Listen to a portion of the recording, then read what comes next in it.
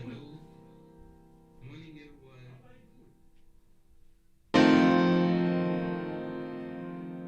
Oya, oya beautiful. nawe ntabwo iri furu rwose urabona ijyanye tutazi n'ubundi uri kujyana aho tutazi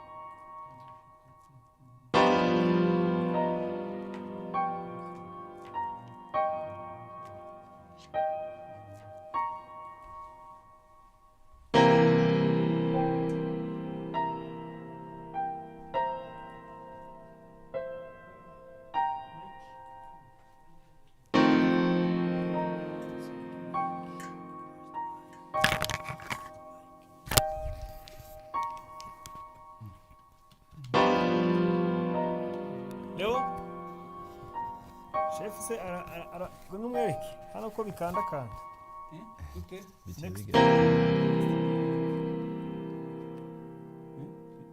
Conduction.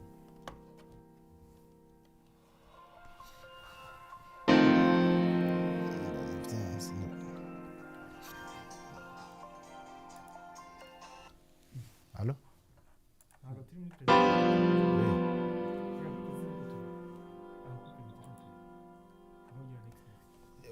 Sindaronka akanya ubu ngira ntangure naheza gupresenta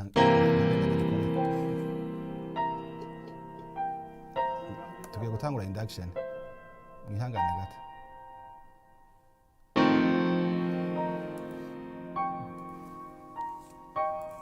Pointi.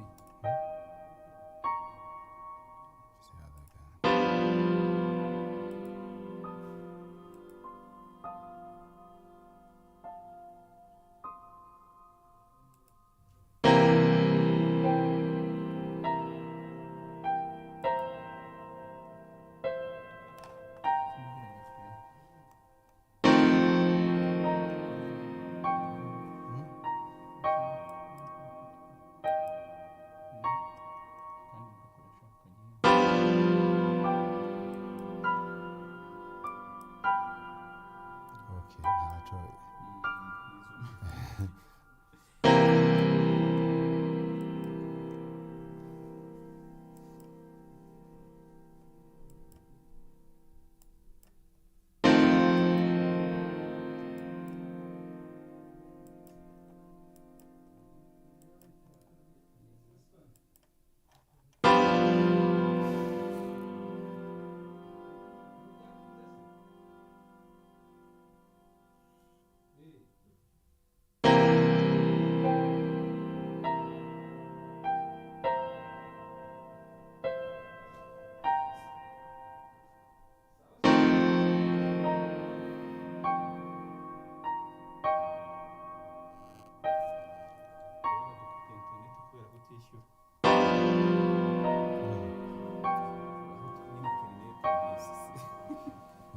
duhagarike Dukoresha amatelefone nyine. abanyeshuri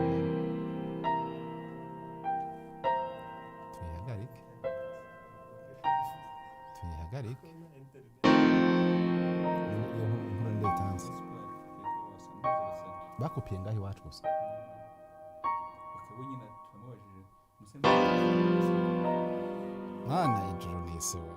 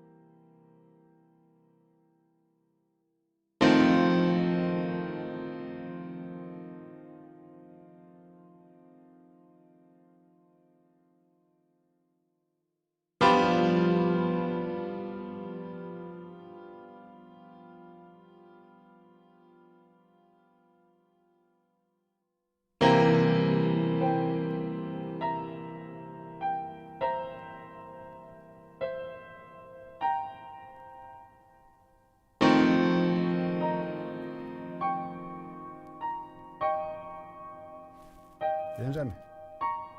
Léon.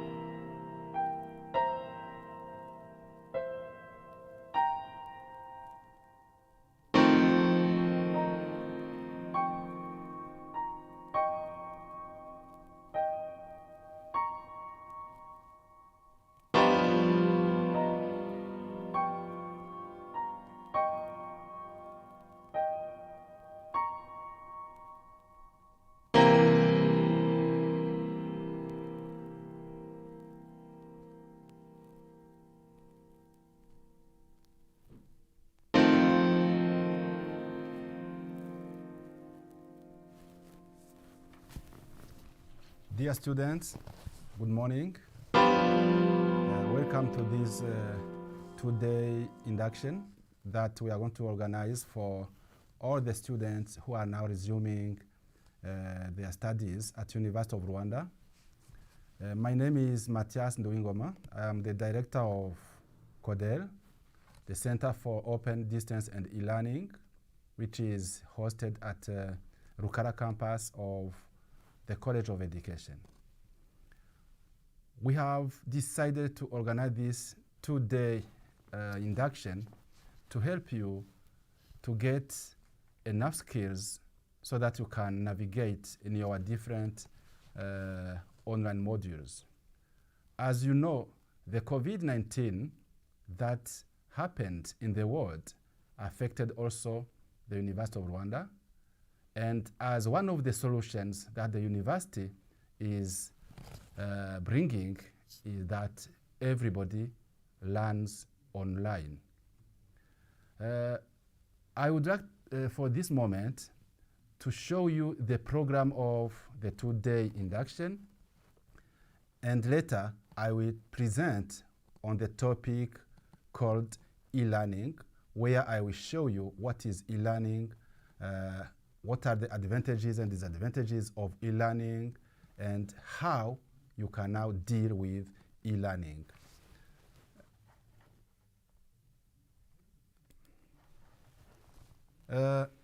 As you see, you started by logging in this event, and we are supposed to have the welcome remarks from the Vice Chancellor of University of Rwanda, and these welcome remarks will be done via a module that we have shared with you, and the link also has been sent to everybody. But due to other activities, the Vice Chancellor is going to be available around 12. So we are now going to go to the next item, which is the introduction to e-learning, blended learning. After that time, we are going to have an online course overview done by one of our e-learning officer, Mr. Ntabomvura Leon. And after, you will get a practical session to interact with within the given components. You are going to get introduction to the profile management, how you can change your profile. As you know, many of you now, you are getting the problem of credentials, and by using the profile management, you can change all the data related to everybody. You are also going to get information related to forum. A forum is an activity where the lecturer is going to propose you a topic and you are going to discuss about it. And every student is going to post his view so that the lecturer can also give feedbacks. It's very important. You will also going to introduce to the resources and activities. We have charts and assignments. This is going to happen and be followed by the introduction to Moodle offline versions. You know, everybody here is talking about internet connection as one of the challenges in e-learning. Yes, all of us, we know it, that it is very mandatory to have internet connection, but for the moment we can say that it's not mandatory. You can work offline and fulfill all your duties. With these two versions of Moodle that we are going to do practically with Mr. Nharindwa Theonest, you will see that you can download and configure Moodle on your desktop and also on your mobile phones.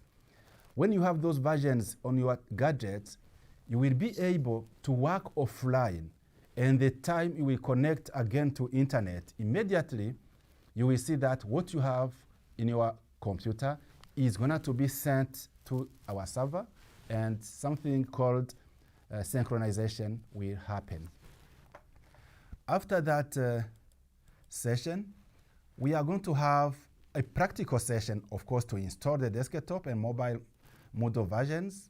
You will be helped by a team of e-learning officers, and you can chat via the messenger of Moodle, which it is a plugin which is already installed. And as we are going to finish around 1 p.m., you will end with an evaluation and the recommendations done by Mr. Nhabomvura Leon. This is now for the first day, because this is, the induction is going to use 2 days. Tomorrow, you will also start by login, and we are going to have an open discussion on the first day. What happened today, we are going to give your point of views. You are going to ask questions, and the team of e-learning officers will help you. And all this discussion will be done through messages. The next activity is going to be presented by Dr. Bernard Bahati, who is the UR Director of Teaching, Learning and Enhancement. He will talk about the introduction to academic integrity. You know that what you do online need to be of good quality. And to help you to achieve the quality of in your different works that you are going to submit online, we will ask you to use a software called Turnitin. It's a software that the university has bought, and it is already integrated in Moodle, which is now our e-learning platform. Every lecturer has been asked to set assignment through Turnitin. It means when you are going to submit your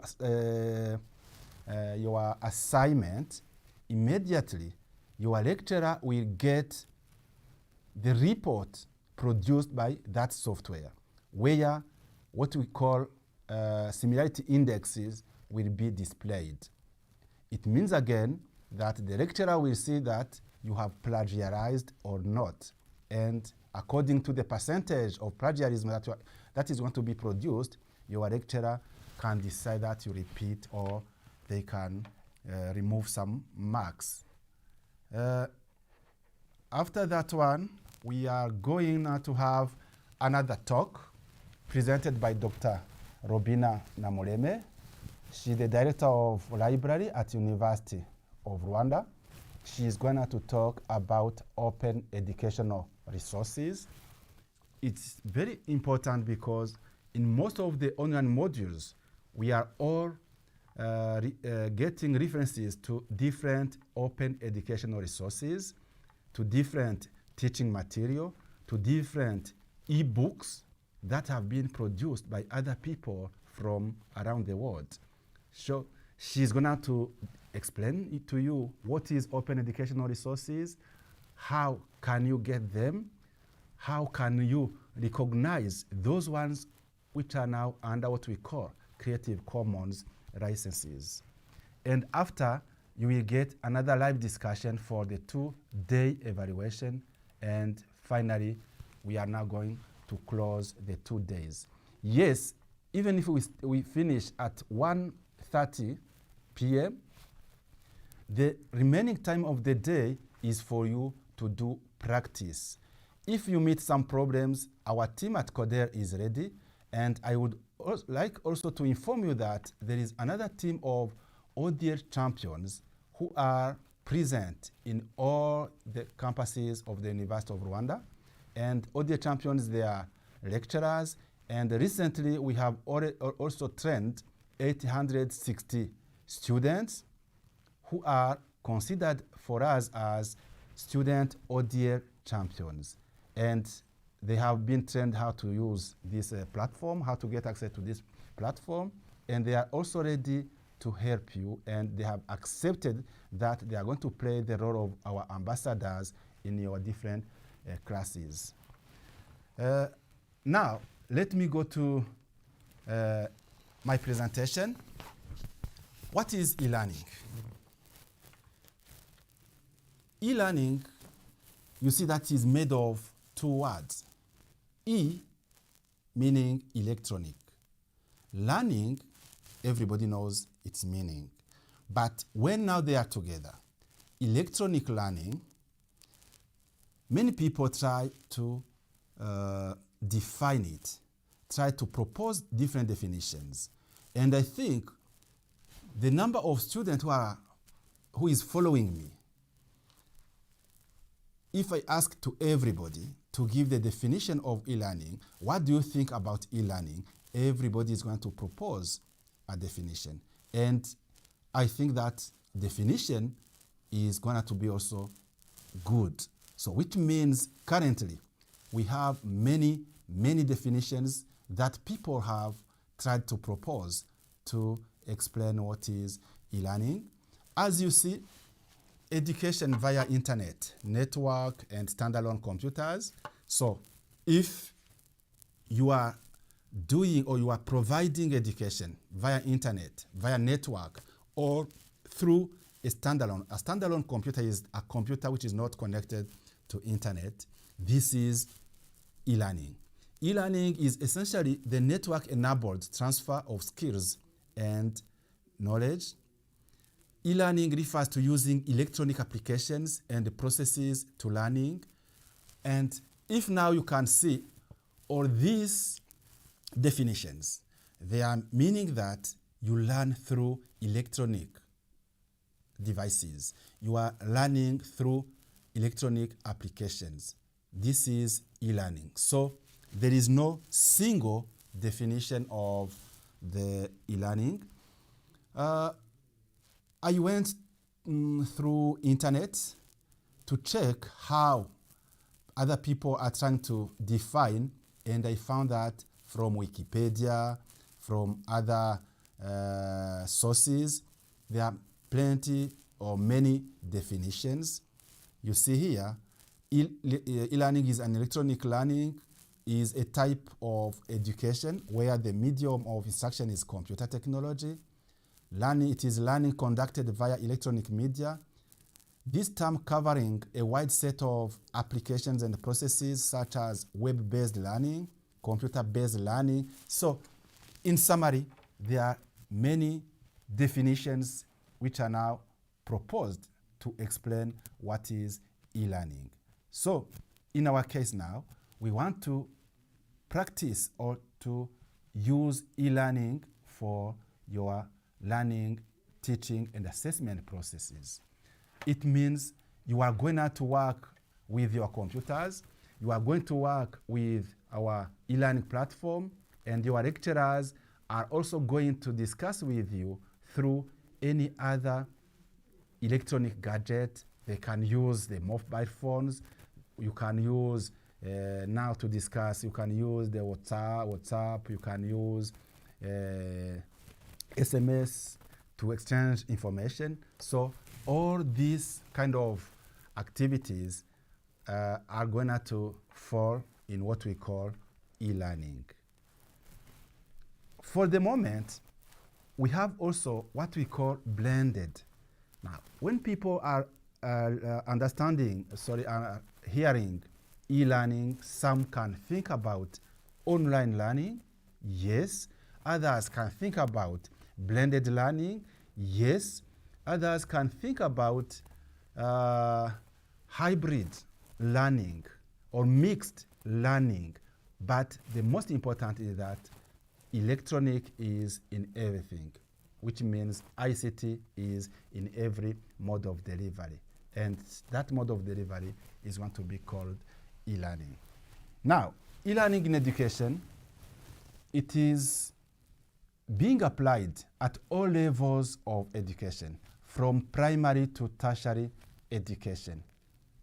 Recently, with this COVID-19 pandemic, everybody now knows that the Ministry of Education, through Rwanda Education Board, they availed a platform so that all students or pupils can go and get teaching material. It has been helpful, and even now it is continuing.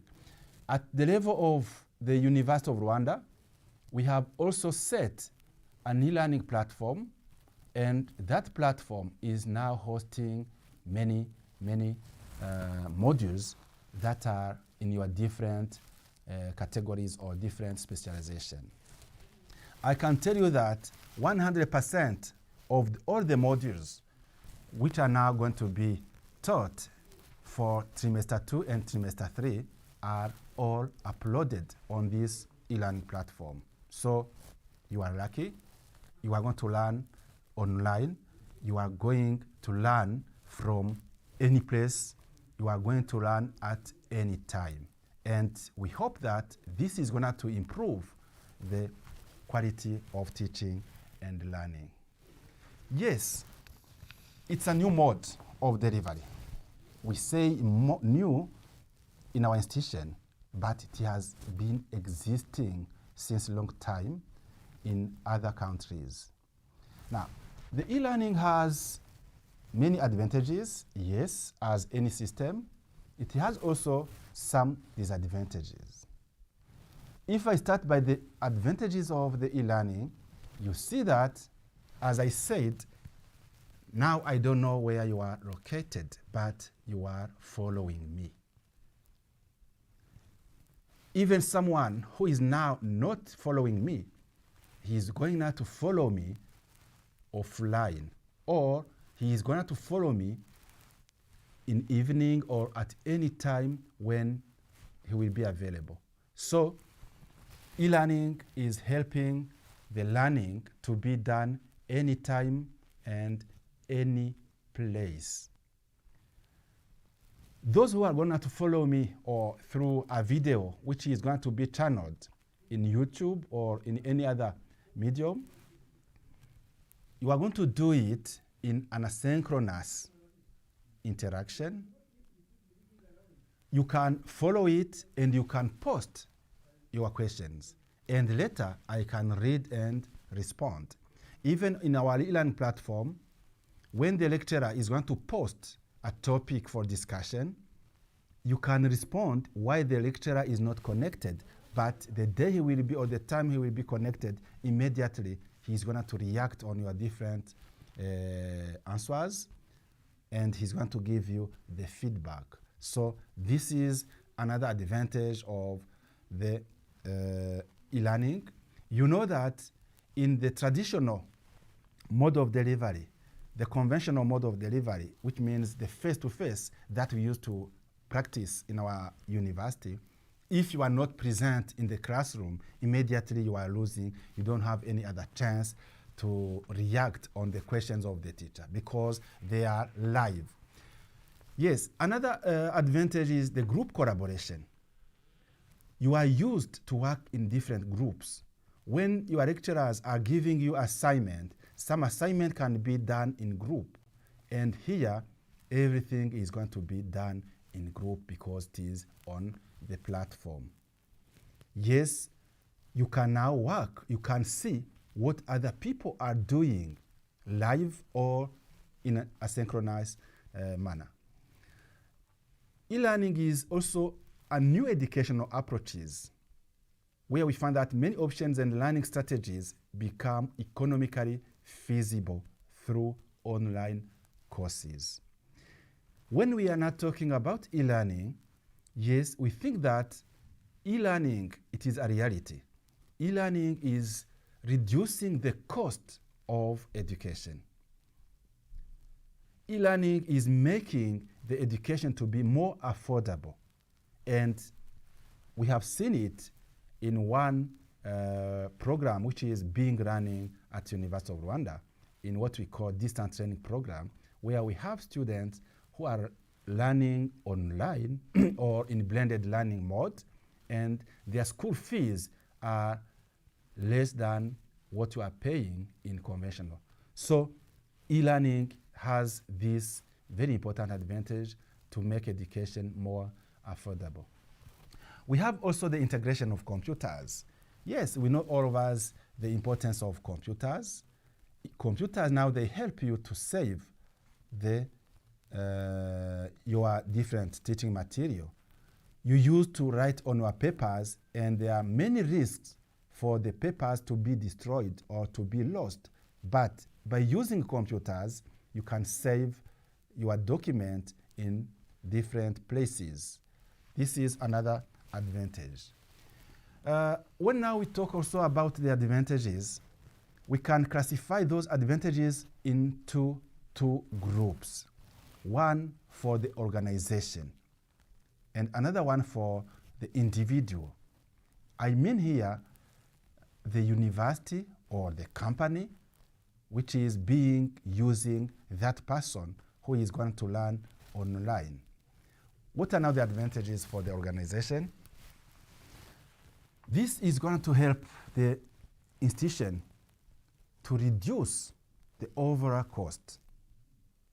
Normally, for example, at University of Rwanda, when there is a lecturer who is going for further studies, immediately they used to leave the country, and their salaries continued to be paid, while the university is also obliged to recruit a new one. So if it is being done online, that person cannot leave the place where we are, and he continues to work at university. He will get his salary, and the university is not going to recruit another one. Secondly, the number of people that I'm teaching for the moment is too big. You cannot be accommodated in one room, but for the moment, all of us, all of you, you are following me, you are getting my lecture, and the university is not consuming either the electricity nor the water. You are not here, you are not sitting, so we can remove the chairs, we can not buy the chairs. So all these things, they are now helping the university to save the money. Yeah, there is another one, the learning times reduced. Yes, if you consult your notice boards in your different campuses, you find that the timetable starts from 7 or from 8 up to evening. It means every student is going to be asked to stay on campus during the whole time. But for the e-learning, the time of learning is going to be reduced. You connect or you read or you learn when you have time, which means now there is an average of 40 to 60% of the time which is going to be reduced, while the outcome will be the same. There is also an increase of retention. Yes, in online, you are following me. In online, you can go on the platform, you read, and you stop when you finish. But for the increased retention, when we talk about the conventional mode of delivery in face-to-face, a student can be absent, and he's going to make a copy of what other students have written in the classroom. So this is another advantage of the e-learning. We have also the consistent delivery. Yes, all of you now, you know that For the moment, I'm alone. I'm teaching a very big number.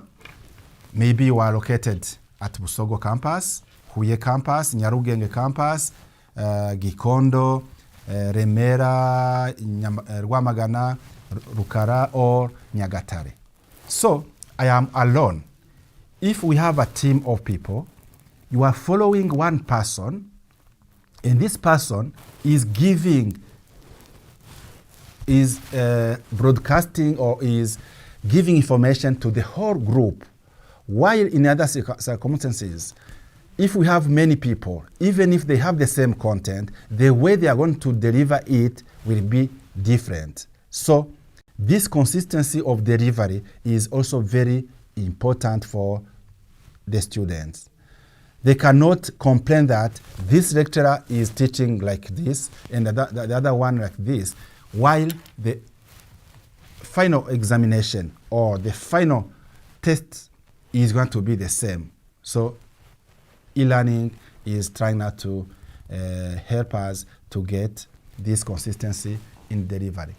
The next is expert knowledge. We know that in many countries, there are some areas where we don't have many people specialized in that area. Now, with e-learning, if we have one expert, he can teach a big number of colleges at the same time. Let us say, for example, if we have microbiology, it is an example, which is being taught at College of Medicine and Health Sciences, which is being taught at College of Science and Technology, and also at the College of Agriculture in Busogo campus. If we have that one lecturer, he can be useful for all those colleges at the same time. And this is very important. We are sharing the expert knowledge that we have. By using e-learning, you cannot escape. If you stop, the lecturer will see it. If you finish, the lecturer will see it. So there is a proof of completion and certification. It is essential element of training initiatives. So this can be automated, and it is available in e-learning platform. Every lecturer is going to click somewhere, immediately can see that it has been completed or not. So you cannot escape. And this is also very important because you are going to see that you are obliged to work seriously. The e-learning cuts costs in the long term with effect of increasing of number. Yes, there is what we call the economy of scale. There is what we call economy of scale. Yes, where, as I said, we want to make the education very affordable. In this case, now the university can recruit a big number of students. When you have a big number of students, even if they pay not too much, at the end of the day, the total can be big. So it's very important, and that e-learning is helping the universities to achieve this requirement of the world, where now we have to train a big number of people who are looking for it. Now, on the side of learners, you students or any other person who is working as a student, when we are now practicing e-learning, you learn on demand availability. It means you are not asked to come at the campus every time, as I said. You just sit when you feel comfortable. You just fit when you feel you don't have other things to do. And this is very important for e-learning. Again, we know that in a classroom, we have students who are fast or slow learners, and most of the time, the other group of slow learners meet problems. If a lecturer is fast in his teaching, those slow learners, they are going to remain behind. But for the moment, you need to have your self-pacing. you take your module online, you take your time. Today you use 3 hours, tomorrow you can use 5 hours. It will depend on you. But what we need here is to respect the deadline that every lecturer is setting for every module. And this now is going to reduce the stress. And you understand that when you are running under stress, sometimes you are missing something. Now, the interactivity. Yes, as I said, lecturers are going to set forums, discussion forums, and everybody has now to interact with others. Most of the lecturers are going to assign some marks for the interactivity. If you don't participate, they can write to you, they can ask you now to change your mind, they can ask you to follow others and to give your point of views. And in this one, the lecturer can see that you are following or not. So it's another advantage. And the confidence. Yes, when you are alone, when you are learning online, you feel more confident because you are not challenged by other students in your classroom. And when you give your point of view, immediately other people are not going to say that you are not like this or that. What they do, they give their other point of views, and later the lecturer can help you to summarize and to correct everybody. So this builds confidence in you. There is also, as I said, the facilitation of access. Yes, as I said, maybe today you are located at Nyarugenge campus. If, for example, there is no internet connection, you can say, okay, let me go in town in one cyber cafe.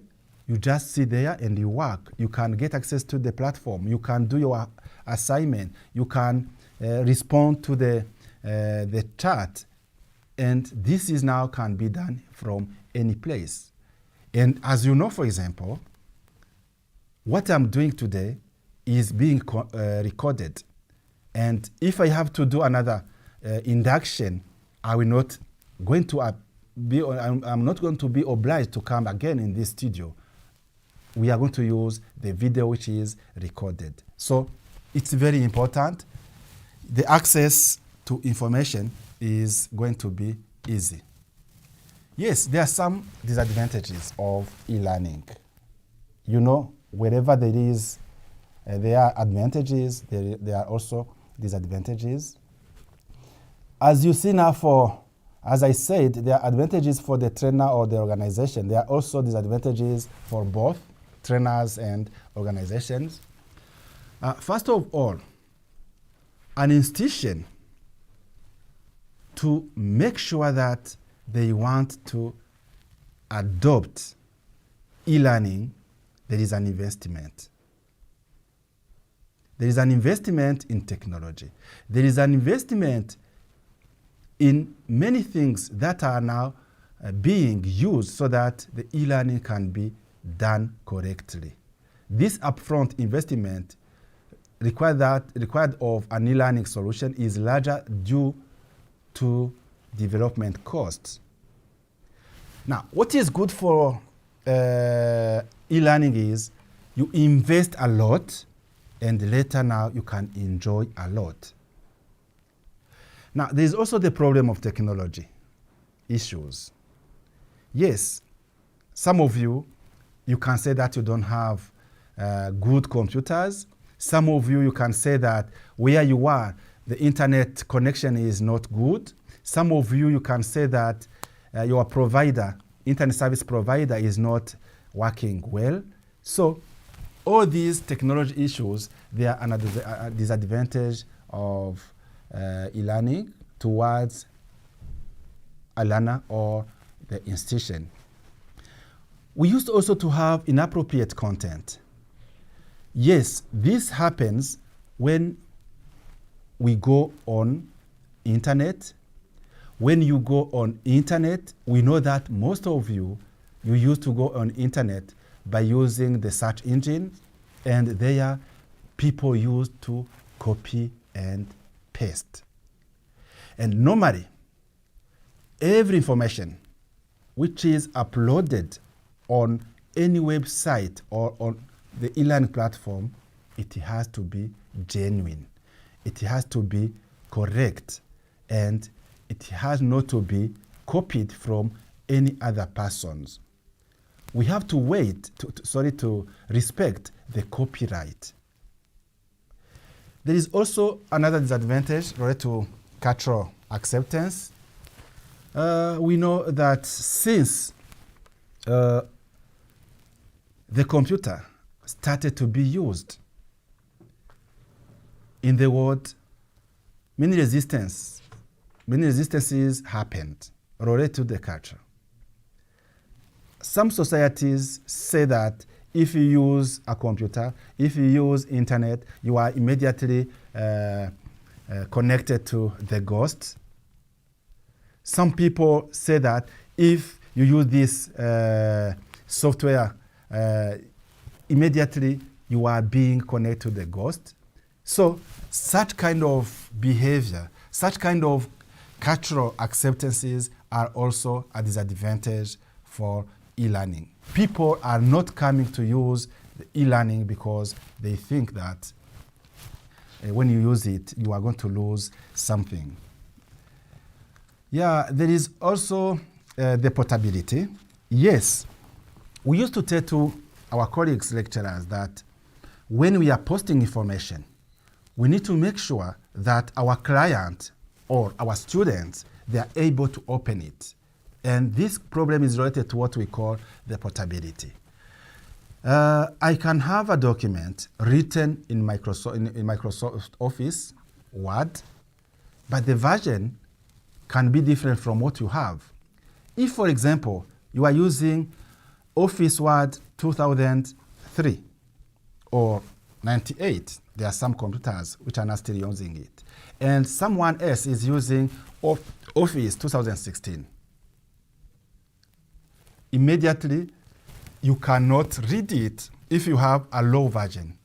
But the opposite side is possible. When you developed a document in a low version, it can be read in a high version. So we need now to tell to people that make sure that when you are saving that document, every person using any version can read it.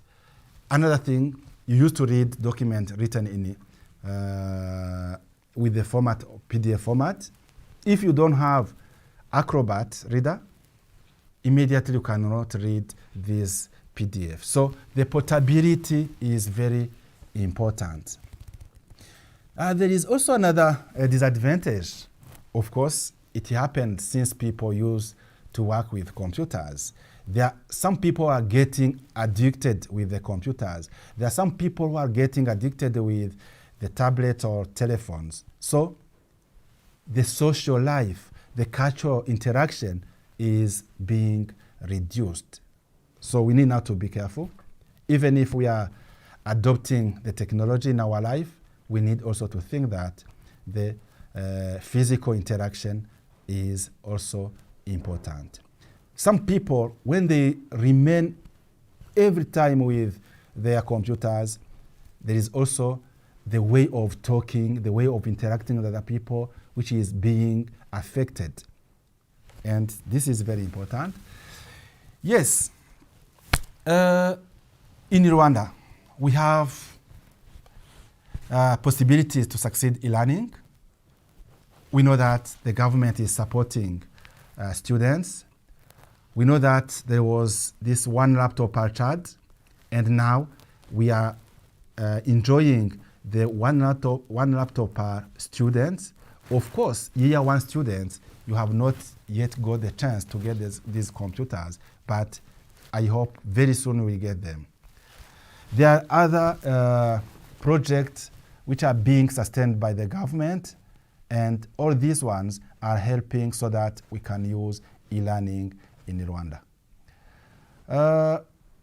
Yes, there is also a threat to e-learning, where now we can find that different countries, different companies are also not reducing the cost of internet connection. And this is also affecting students or any other user of e-learning to get access to the content. We have also the potential ICT crime and plagiarism and difficulties to there are difficulties to control them. Yes, all of you have heard about people who are trying now to break other systems, who are now trying to, what we call, to hack other systems, who are now trying to take your document by applying what we call now the plagiarism. And fortunately for our case, we have the anti-plagiarism software to deal with this. So all of these one, there are some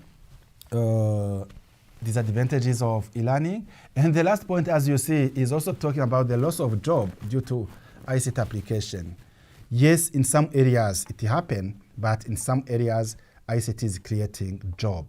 And as you know, the economy in different countries now is increasing because of ICT. So it is creating jobs.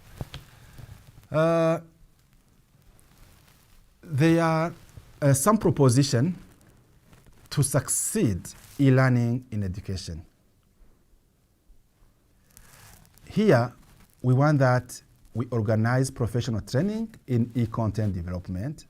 Yes, lecturers need to learn how to create good e-content, the content that is being uploaded on the platform. Here we are using a new pedagogy. So we need a new way of doing things.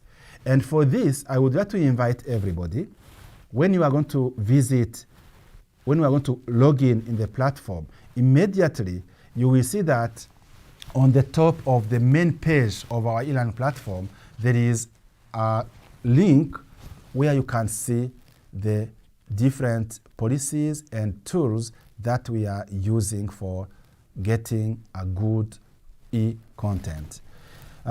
One of them is what we call storyboards, and the other one is the blended learning modules development template. Those two tools are available, and try to make sure that when you are reading every module, make sure that the two documents they are there inside. You can see in the storyboard, you will see that the lecturer is showing you the whole plan of the module. It is very important. It helps you to know what are you going to learn, what are now the learning outcomes, what are now the learning activities, and what are now the different learning resources that are needed for that module. The other proposition to sensitize all stakeholders. Yes, in this matter, we have many stakeholders. When we talk about e-learning, there is you, the students. There are you, the student. We have also the parents, because now they are being involved. They are supporting you in terms of the internet connection, in terms of the gadget. There is also the government and government organizations. We have also the private sector, because the private sector can help us, for example, to set some loan schemes where now people can go and get the computers or any other electronic gadget that can help us to learn online, and later we can pay them in a way that we have now to decide. There's also the formation of purchasing consortiums to get better prices for schools. Yes, when now we feel that alone it's very expensive to have internet connections, we can make groups, we can make consortiums of many institutions, and the price is going to be reduced. The other thing is to create an educational ISP, and this is also being planned at University of Rwanda. It has been talked up in the UR strategic plan, which is being now used. They are going to have this educational internet service provider, and it is going to help us to get access by spending few money. Okay, to subsidize the connectivity for schools, this is also what the government can do, where now they can work with IT companies, telecom companies, and the connection can be, the connection fees can be reduced if now they do it. And also we can group schools, as I have said, to create what we call now the consortiums. Yes, today we are talking about the e-learning. Since yesterday, you have been asked to learn online. Since yesterday, you have been asked not to be in a classroom if there is no lecturer. You can remain where you are. Maybe some of you, they are still at home. Others, they are on campuses. And you can sit under a tree and practice your learning. If now we want to do this e-learning, there are some basic technology skills that we used to require for every person, both students and also lecturers. And the list that I'm making here, it's not an obligation for everybody to know everything here, but just look into this list. If you find that there is something which is important for you that you don't master, of course, try to learn it yourselves. Try to work with your colleagues. Try to work with your university, your colleges,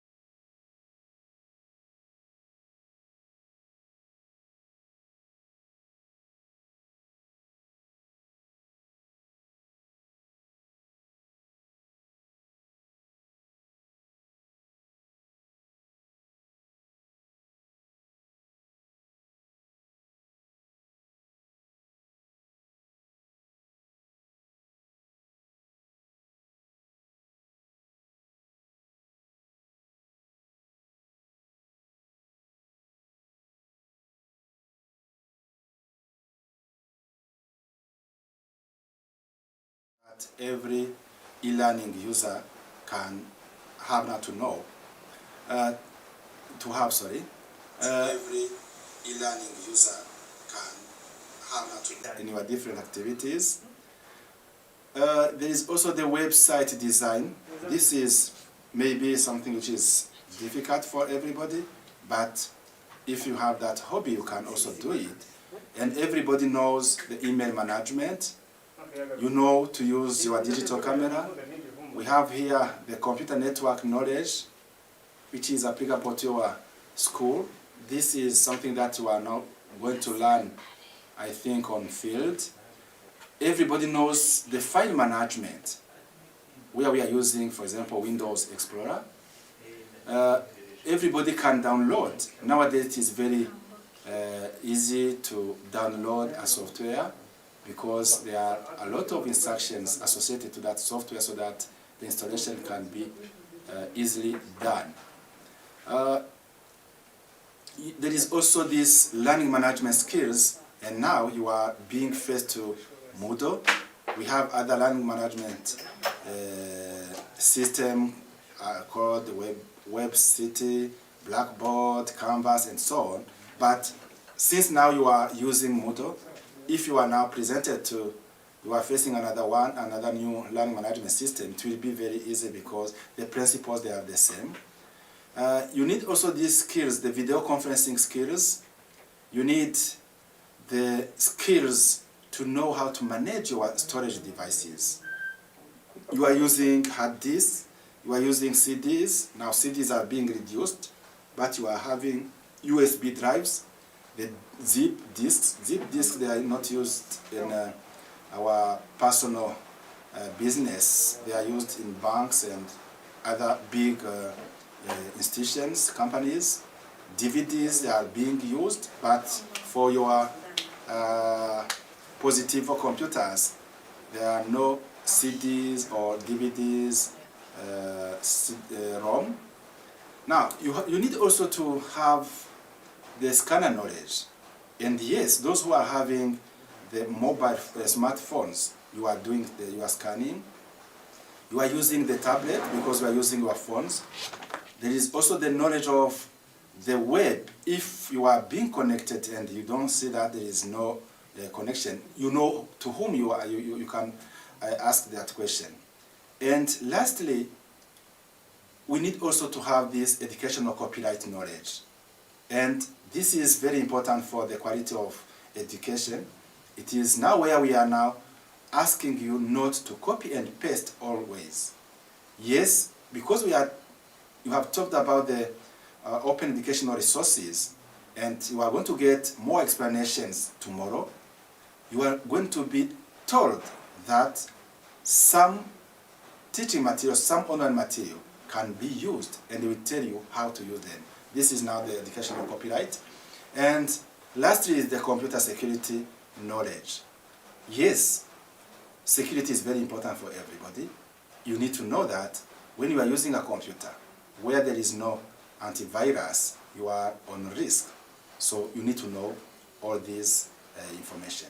So in summary, the 20 basic knowledge skills are very important for every e-learning users.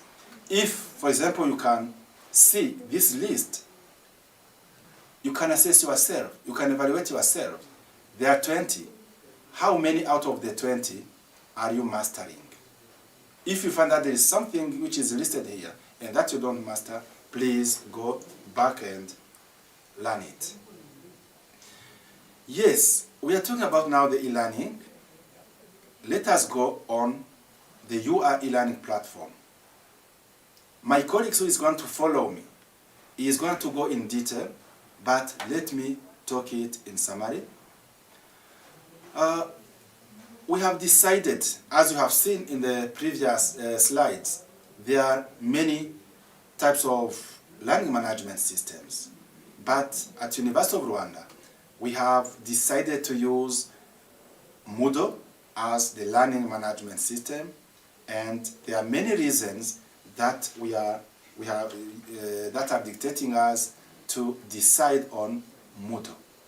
Yes, Moodle is among the 20 most popular learning management system in the world. And we chose it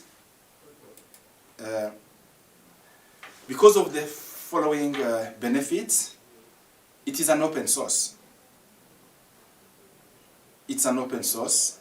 It is accessible to everybody.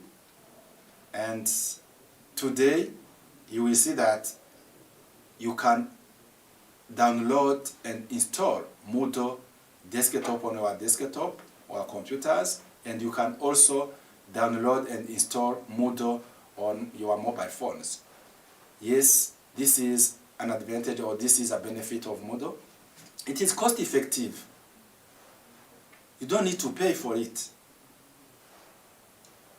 You just go there and download and install. It is having a simple interface, or it is a user-friendly software. It has a simple interface and an intuitive navigation, which consists of only 3 distinct columns. You are going to see that Moodle has 3 columns, and it's very easy to use. It is also very easy to customize by any institutions, and it has this benefit of being used online. Yeah, for now the quality of the e-learning platform. We have different policies, strategies, and the guidelines that you are going to follow. And as I said, you are going to have this list on the main page of the e-learning platform. The address is there, elearning.ur.ac.rw. You can go there and try now to get access in your different modules. You are now asked to log in so that you can get access. Your different lecturers tried now to enroll you in the different modules. Make sure that, or be informed that, you cannot get access to a module when the lecturer has not enrolled you inside, unless you are the administrator of the platform. Otherwise, you are only given the permission or the right to see modules where you are only enrolled. Now, we have tried out to register all the students that the university is having today.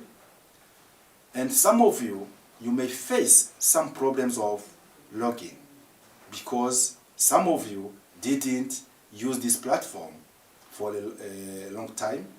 Others, you have forgot your password or your username. We are there to help you. Those few cases where now there's a problem of login, we are there to help you. We have e-learning officers, we have audio champions, and all these teams are helping you. Now, you can access the audio policies and the online guides on this platform, on this page. And to get access to this, you don't need to be inside the system, or you don't need to log in. Yeah, now this,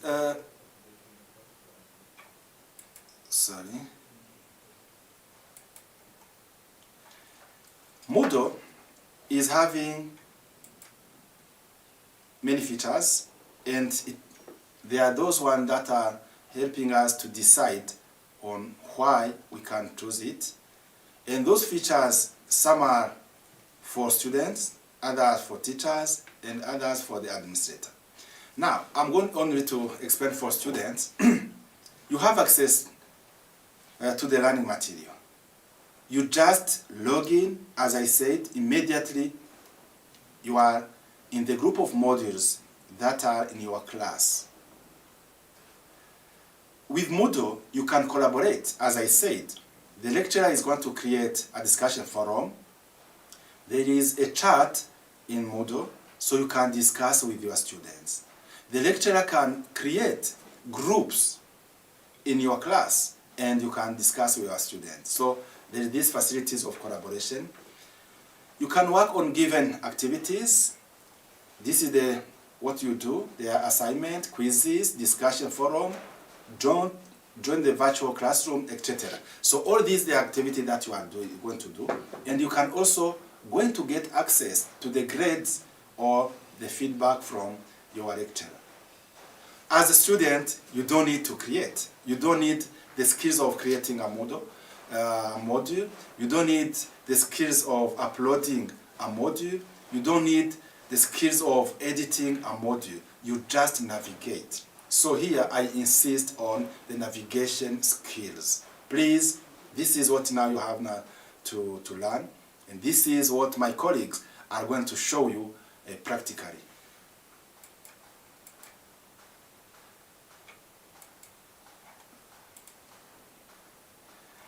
Yeah, there are some available functional plugins that we have, and that help sometimes the lecturer to communicate to students or to share information with the students. We have these assessment plugins.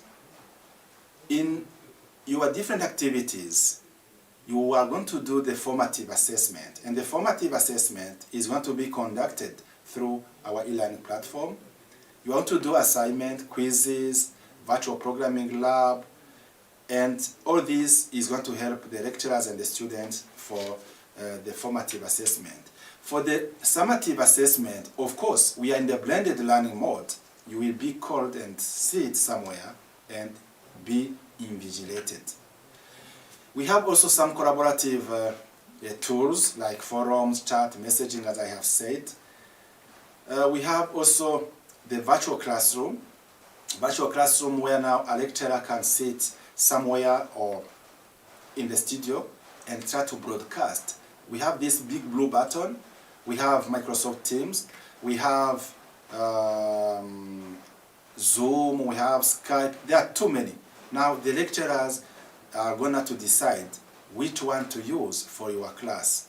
And they are going to show you how to configure it in your different computers so that you can get the virtual classes. I say that we have also the Turnitin, and lastly we have also the attendance plugin. This is very important because we don't want that you dodge the classes. We need to see you there. We have said that you learn from anywhere, at any time, but during the class, we need to see you. Every unit that is presented is being taught during a given time, a given period of time. So if you don't appear, the lecturer will notice it in the attendance, and sometimes the attendance can be considered in the formative assessment, so you need to be careful. This is the different activity, but for you it is not very important. This is important for the lecturers who are going to develop. So I can now assure you that all the lecturers have been trained to do it, and we have most of the students who are doing postgraduate studies. They have been trained. We have also, as I said, the audio champions, and there is also the student audio champions who are 860 trained. Yeah, all the students currently registered at the University of Rwanda, almost 28,000, they are registered in this platform, and you are in these two categories, postgraduate and undergraduate, and all the lecturers who are getting different rights, they are there. We have what we call course creators. This is the group of lecturers. We have the managers, and we have the IT support, and this is the team which is now helping you. Now, as a recommendation that I can tell you is, we need to facilitate and support lecturers and students to acquire internet and the laptops, and this is what the university is working on. And we need also to ask both students and lecturers to use Moodle Desktop and Mobile Moodle. We have said this is going to help you to work offline, not to rely every time on internet connection. And for the virtual classes, you know that Microsoft 365 Education Solutions has been now given to Minetic, and all the affiliated institutions to Minetic, they are now getting the licenses for this Microsoft 365, and it is where now we have Microsoft Teams. What now you are required to do is to get the emails provided by the university, the emails that you can use through the email server of the University of Rwanda. If you don't have it, you will not have many rights in using Microsoft Teams. So, dear students, this is the end of my presentation. I would like to thank everybody who has followed, and I thank also those who are going to follow it, because I think all of you are not on, but it will be posted on our e-learning platform through the modules which has been indicated to you. You can also get it through YouTube channel for any time from wherever you are. We can now welcome your comments, because I have seen that most of you are giving some comments, and later now we will react on them. As we have said, in virtual classes, feedback need to be provided. I thank you very much for your attention.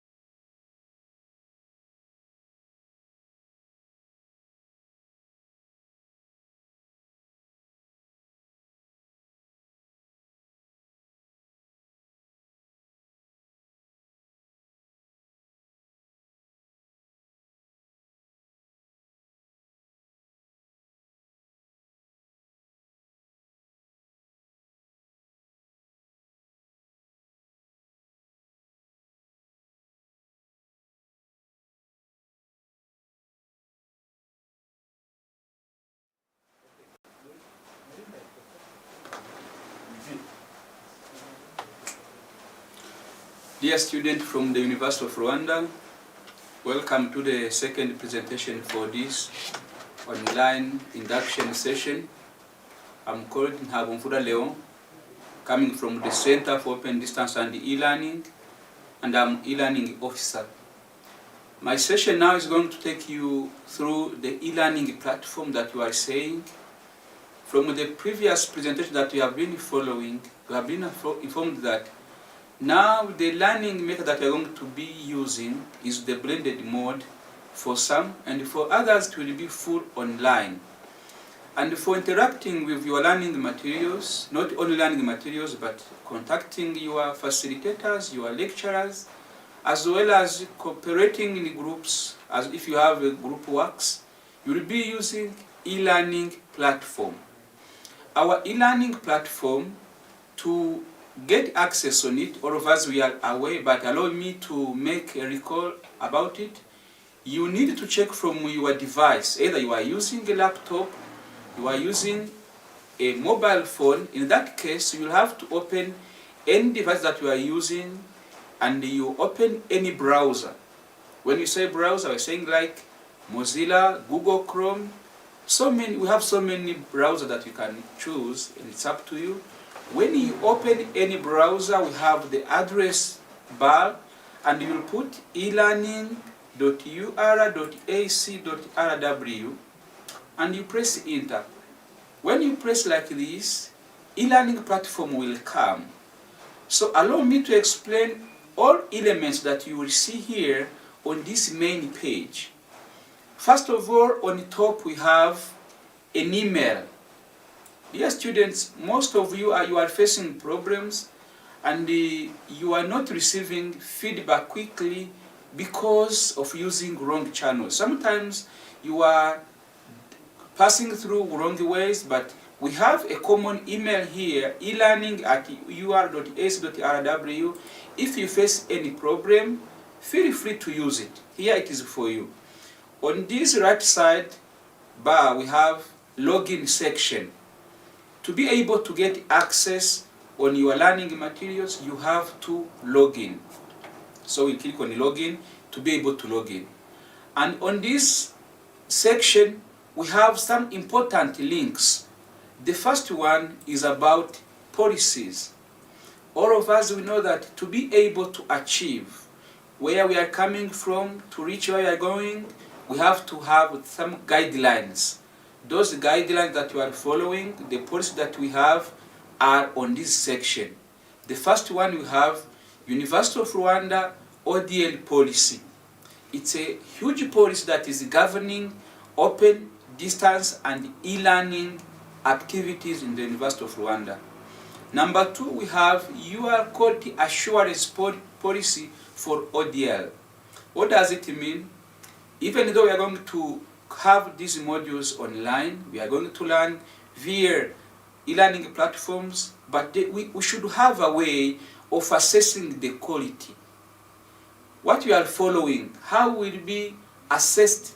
Is it really relevant based on a given program that we are following? So we have a policy governing this. And we have a quality assurance standard for ODL. The policy, the first one, is for governing, but standard is for references. If they need to assess the quality for a given learning level, learning program via open distance and e-learning, they have to refer to the standards that have been accredited by the University of Rwanda. So we also have, for lecturers who are designing those modules, everybody is not supposed to paste whatever he needs or she needs. They have some templates which have been designed to guide step by step the lecturers. First of all, you have blended learning module template. It's a detailed template that has been accredited by Commonwealth countries, and all of those countries, I suppose, if they shift to open distance or to blended learning, which is mixing the face-to-face and online, before they start uploading their learning materials, they have to fill the forms for guiding them. We have your blended learning quality review rubrics for academic quality to assess the quality for uploaded materials to assess the learning activities. They will refer to some rubrics for assessing the quality. We have also another kind of template for lecturers, which is called storyboard. It's also a template that is governing, that is guiding lecturers to design online modules. Apart from that, we have online guides. Dear student, dear lecturers who are following us, we have designed step by step how can I do whatever I need to do. We have two kinds of guidelines. The first one is for students. If you open this student user guide, or whatever I was saying during this induction, you can see that step by step. How do I log in this e-learning platform? How do I get access on a given module? How do I participate in a given activity? How do I get resources, learning resources designed by the lecturer? And if I face any problem, to whom do I have to contact? All of those steps, all of those details, you can get them via student user guide. We have also teacher user guide for teachers, for lecturers who are designing those modules. Also, they need a kind of support. So this guideline is there for guiding them step by step. Apart from that, we have also your online resources. For us, we know that you are shifting. Now we are able to learn from our homes. We are able now to follow from our nearest campus, not being asked immediately to go back to my dedicated college. But in case I need some resources, you can pass it through here, e-resources, you can get so many documents. This e-learning platform for the University of Rwanda is a Moodle customized. It means we have a learning management system which is online that is called Moodle. Moodle is an abbreviation of some keywords that are saying modular, object, dynamic, learning, environment. It's a learning management system, and each and every institution can customize that learning management system to become their proper e-learning. In that case, our e-learning platform for the University of Rwanda is customized from Moodle learning management system. So in case you need to know more about Moodle, we have a link for Moodle Docs. If you need to go immediately to our website, we have some important resources that are being shared by either by your authorities, so you can get them here. Apart from that, we have also some online tools that we will be using during our online learning activities. The first one is Turnitin. Of course, tomorrow we'll talk about it, and most of you will meet it. You will face it during the activities that will be designed by the lecturers. They will set the Turnitin assignment so that in case you upload your assignment, they will assess the quality, the content of your assignment, but the similarity also can highlighted, can be identified. If you copy and you paste, we have a tool which will help us to do that. Apart from that, we have also student portal. In case you need to go to MIS, you can pass through here. The same, we have the language interface. Language interface means whatever you are looking at here, the main icons for the e-learning platform can be changed to French.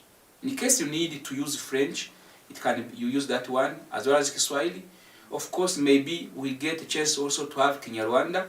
We are doing our best, but for now we have 3 languages. You can choose any one of them, and the main interfaces will become like this. Don't think that the content will change based on the language that you have chosen. Language will only help you to understand the main interfaces. So apart from that, if you go down, you have some important announcement for all of us. I'm saying this main section here in the middle. First of all, for example, you can see that we have your academic staff announcement. It was an announcement done by Vice Chancellor, which was informing all academic staff the new pedagogy at UR from this reopening of mid-October. That is, they are shifting from face-to-face now to online and others for blended. They will be mixing the face-to-face class and online class.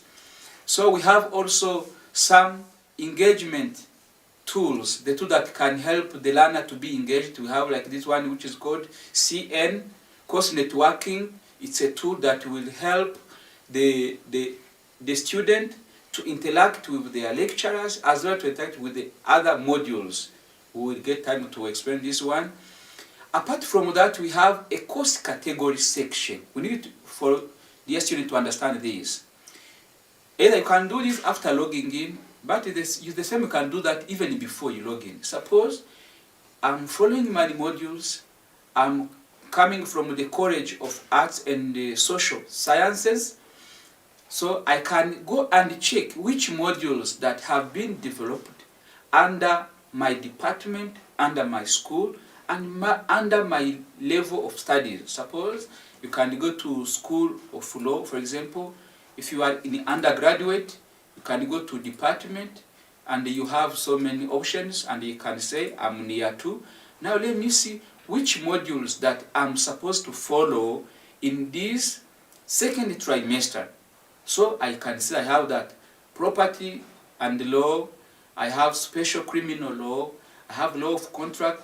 All of those modules, as they have been designed under this trimester 2 in year 2, if you are in the second year, in this program of law, you are supposed to have access on them. We'll see how you get that, but you understand that if you follow this step by step, you are able to know which modules that have been designed that I'm supposed to follow based on given department, program, and trimester or semester for postgraduate. So this is the section for course category. Hope you understand the purpose of this. Another important thing, for example, we have such course. A lecturer can come in class and inform all of you that there is one module that I'm requesting you to follow. In that case, the teacher might share with you the code. So you can come here on the search course and you put the code and you press the enter. In that case, you will get access on a given module that the lecturer is asking you to be enrolled in. We'll come back on that issue of enrollment or getting access in a given module. So I come to explain these on the top section of menus. You understand why they stand for what? We understand this middle section, it stands for what? Now, let me go on this right side. Right side, first we have site news. In case we have some news, some information to communicate to all of the students, they will be posted here on site news. Number 2, we have support contact. Don't think that even though we are shifting to online, you will miss support. We have tried to distribute our supporting staff based on the colleges. For example, if you are coming from the College of Education, we have your dedicated person. His phone number is here and his email also. If you are coming from this College of Arts and Social, we have a dedicated person here to support you, his phone number and his email. All of us, you have our contacts. If you are coming from College KEVM, you have the person who is supposed to support you, you have his email and you have his phone number.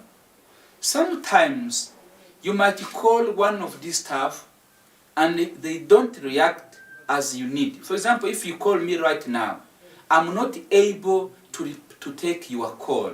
But if you call someone, you are able to call another person, or we have our supervisor, our boss, who is the director for the Center for Open Distance in the e-learning, is the one who has initiated this induction session. You have all his contact and he's available 24 out of 24 hours. That was the section for support contact. So don't miss support. And in case you see that the phone is delaying, remember also to use the email that you have shared with you, the elearning@ur.ac.rw. This email, we are trying to visit it every time, and we are sharing it so that we can support you as soon as possible. So, We have also calendar. We have that section. You can see even those people who are live now in 5 minutes. That's good. Now I'm done with explanations of all sections for this e-learning platform. Now let me log in now. To log in, you have to go on the right side top and you put your username and password. Normally we are requesting all of you, dear students, to have your username as your registration number. We know that you have been creating your username as you want, but for now, every student has access to this e-learning platform by using his or her registration number. In case you have challenge for dealing with that one, I have shared with you our support contact. Please write it to us. Tell us, please, me, I'm having a separate account which differ from the structure that you said. Because by default, the username and the password should be your registration number. And when you come to login, you have the permission now to change, to update, to modify your password. So let me log in now. Everybody should use his own username and the password. And for changing the password, of course, you would have it's a special presentation for how do we manage our profile. But when you come to login, you have a interface like this. On this left side, you have home, you have what you call dashboard, you have calendar, you have my courses. Whatever you see here on the section of my courses are the courses or modules that you are following now this time. The module that you have access in. For some lecturers, they might give you access to a given module and they don't stop it. So don't be confused to see that you have a module which has been covered last year. In that case, if you click on this module, you can ask the facilitator for this module to remove you if you are done with this module. So we have my courses. It's a list of modules within which you are following now. Remember what I told you, in case you see that in your program, for example, I'm coming from the College of Education, in the School of Education, in the undergraduate, in the Department of Early Childhood, and I'm in year 2. In that case, if I'm in trimester 2, I'm supposed to have all of those 10 modules now. And I see that I'm missing some module.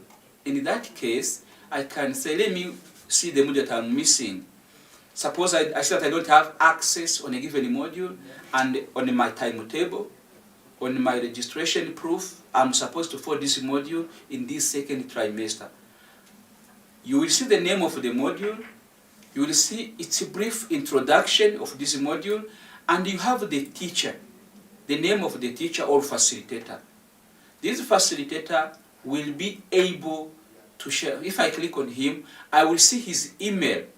In that case, I can send an email to this lecturer asking him to give me the permission in this module because I see that I'm supposed to follow this module. Some lecturers, they have been trained how to enroll all of the students based on their cohort or programs, but some lecturer might forget to enroll all of you as bulk. And you see that maybe they missed you, they shifted you. So in that case, you have to know how do I contact a given lecturer to give me access in a given module. If you click on his name, immediately you will see that you have access to his email. Now you are able to send an email to this lecturer asking him to give me permission to a given module. So apart from that, within a given module, I will take you through one module. For example, I will take randomly. All of you have your modules on the section of my courses. I choose one and try to explain its component. What are the main elements of a given module? Suppose I take one module that is, let me choose one that I know that has everything. 63. So I have this module. Let me select this module. You see, when you click a module try to follow step by step. It means that I have to know, am I really following the real module? That's the question number one. Am I following the real module? You check the module code and you check the name. Because some modules have been created during the trainings, but we are trying to remove them. In case you see that the module that you have is not the correct one, you are able to send a message, to send an email to the owner for this module to remove you or to add you to the real module. Whenever you come to open this module, we have requested all of the lecturers to start by a section that is called General Introduction. The General Introduction section for all modules will give you first a welcome message. This is the first message that you will see in a given module. Apart from that, some lecturers are adding the module's aim. What is the main aim for this module? Try to read it and understand it because it's a part of learning. Number 3, you have intended learning outcome for your module. It means you have a module with 10 topics, but what is the overall targeted learning outcome? By the completion of this module, you are expected to be able to do what? What are the demonstration? What is the application? What are the contribution that is required from you by the completion of this module will be highlighted in the first section of General Introduction. So we have to understand this so that you can even evaluate yourself. Am I really achieving this learning outcome? Am I able to demonstrate the knowledge and understanding on a given section? Am I able to apply the acquired knowledge? Am I able to present a kind of results? Am I able to contribute to use these acquired skills? So you have to evaluate yourself. Apart from that, some modules are shared by so many facilitators, by so many lecturers. In each and every module, we start by the facilitator's contact.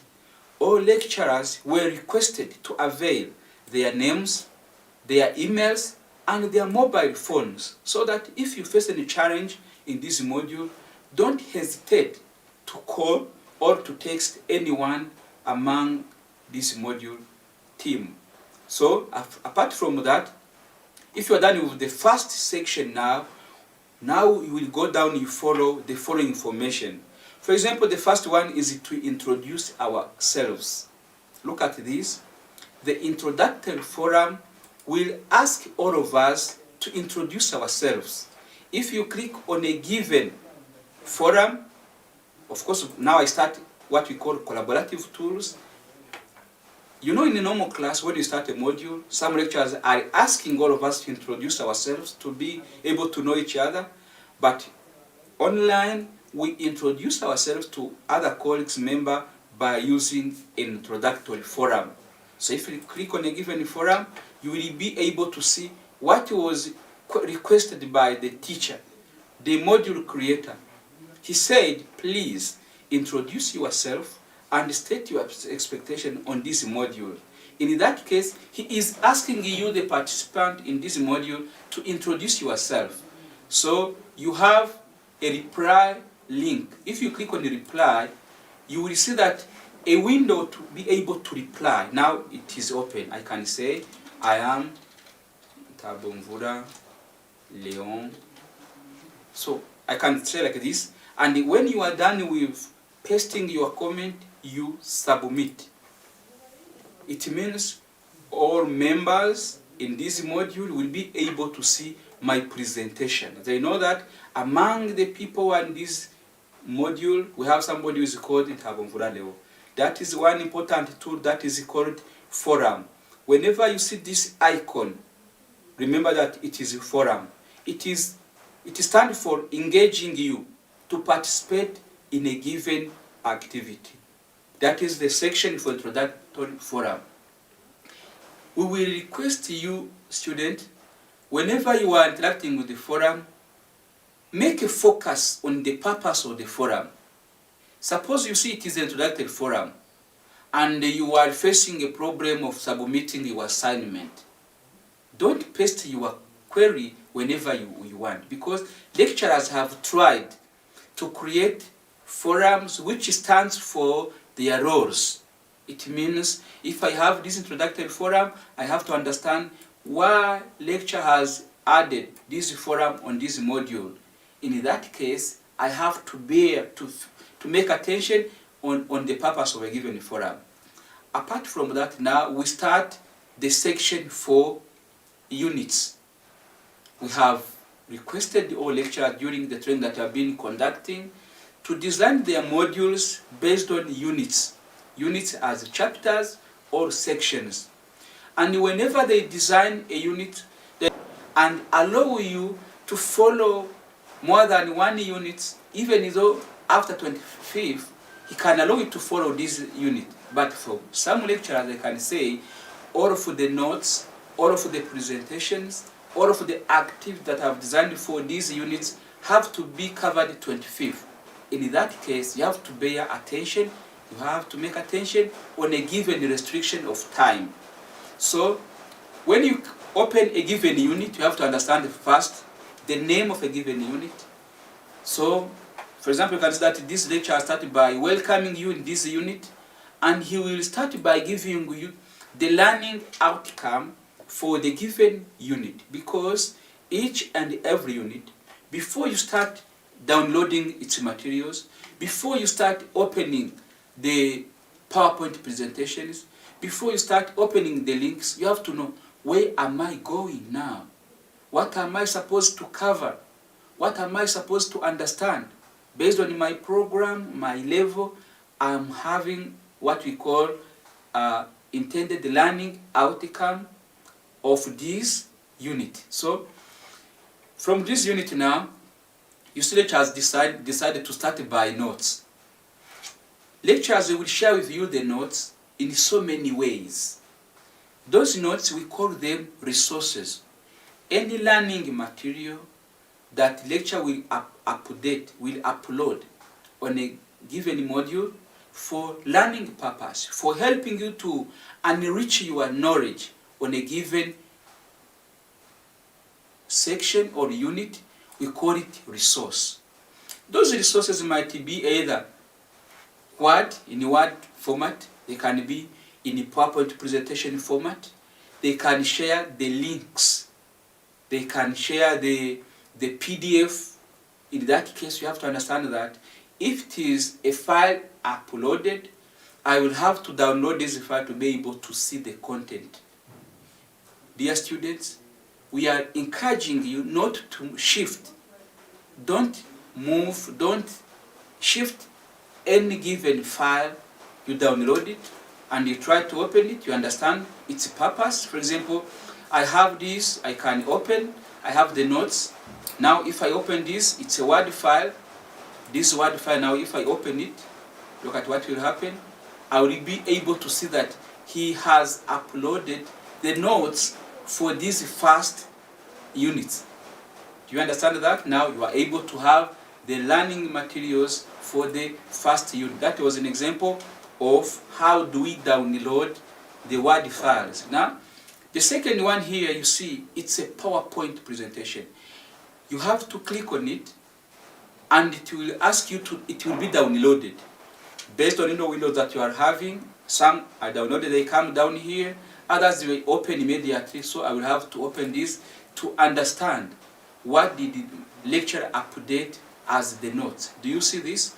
This is an example of the notes that lecturer has updated, has uploaded on this unit, so you have to download them to be able to see that. Apart from that, they can even share the links. Let me see if you have some links. For example, if you come here, they have shared a discussion link. For example, look at this. You see, lecturer has put a link, and after this link, he's asking us to discuss about the potential impact of wildlife of a USA-Mexico border wall. This is an example of the link. So try to follow step by step and understand each and every element that is given in a given module, it stands for what? It will help you to understand what we call resources. All of are the resources. Whenever you open a given module, try to understand, is it valid from which time up to when, and what are the resources that have been uploaded on a given unit? How do I get access on them? If it is a discussion forum like this, look, in that case you have to click on it, and if it is enabled in the given time, you will have access to reply from the given question. So if you face any problem for this unit, please, you have to click on the reply and you paste your problem. Try to understand this. Don't mix the forum's purpose. The first forum was for introductory activities to introduce ourselves, but for this one, at the end of each and every unit, some lecturers are designing discussion forum to paste any problem that you are facing. Suppose you have been reading these notes, you have been reading these PowerPoints, and at a certain point, you face a problem that you don't understand. Maybe, let me open like this. When I have been reading this, suppose I come here on approach, and I see that I don't really understand life cycle assessment. So I can say, let me go and ask my colleagues as well as my teacher. I can say, I will come here on this forum, then I go to reply. I will say, dear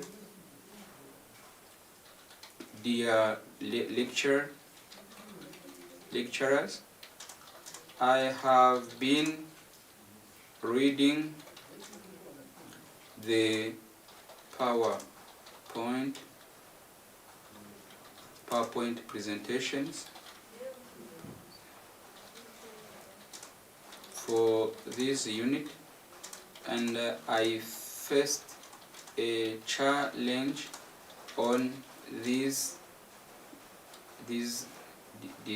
term. So you can paste it. Sorry. Suppose I'm asking my lecturer to explain to me a given word that I didn't understand. Let me take like this one for sound improvement, environmental policy. Maybe I can ask a question. I didn't really understand. When you mean sound environmental policy, what do you want to mean? When you post any idea on a given forum, who is able to respond to you? Either lecturer or your classmates. They can say, let us help our colleague. So when you are done with this, you click on submit. It means this information that you come to share here, all of your classmates will see that, and the teacher is able now to react on it. As well, the student can come and click on the reply, respond to your problem. Hope you understand how do we deal with forum. That was a forum. So allow me to stop by here, and we will be back on talking about activities, because in a given module we will have what we call activities for assessment purpose. We'll talk about them.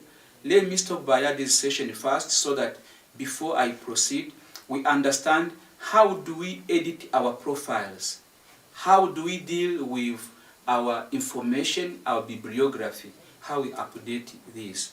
Allow me to stop by here. Thank you very much. Thank you for your attention.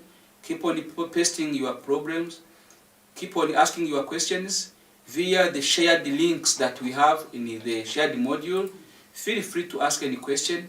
For either you can use YouTube, as you have seen that we have shared so many links. We have shared the link for YouTube, we have shared the link for Google Meet, and we have shared the link for MS Team. Feel free to ask any question based on a given 3 sessions that we are conducting at the same time. We have a time for special for presentation, for explaining for this problem that you are raising here. Thank you very much.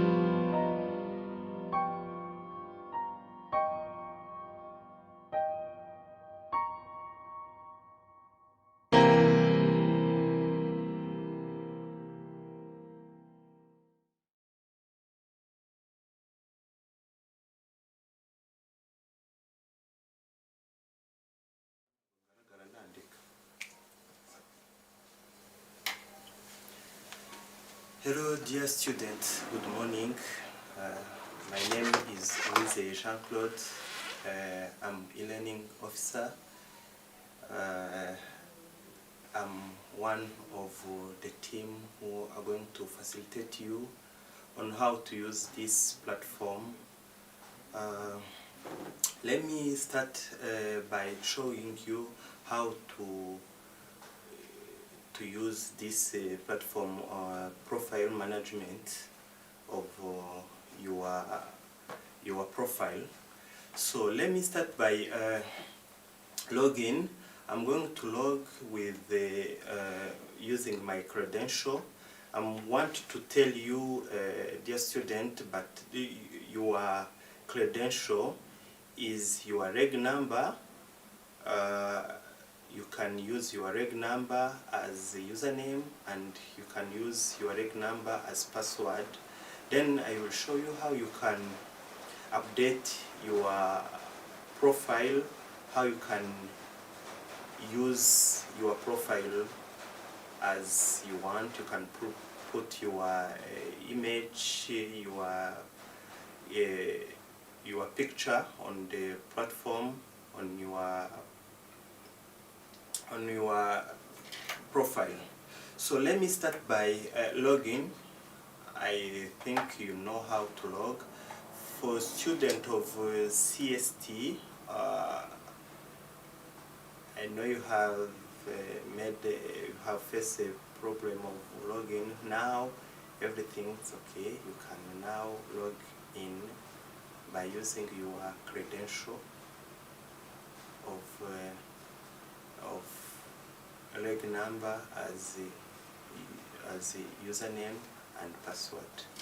So let me start by log in. I'm going to use my credential. Is close it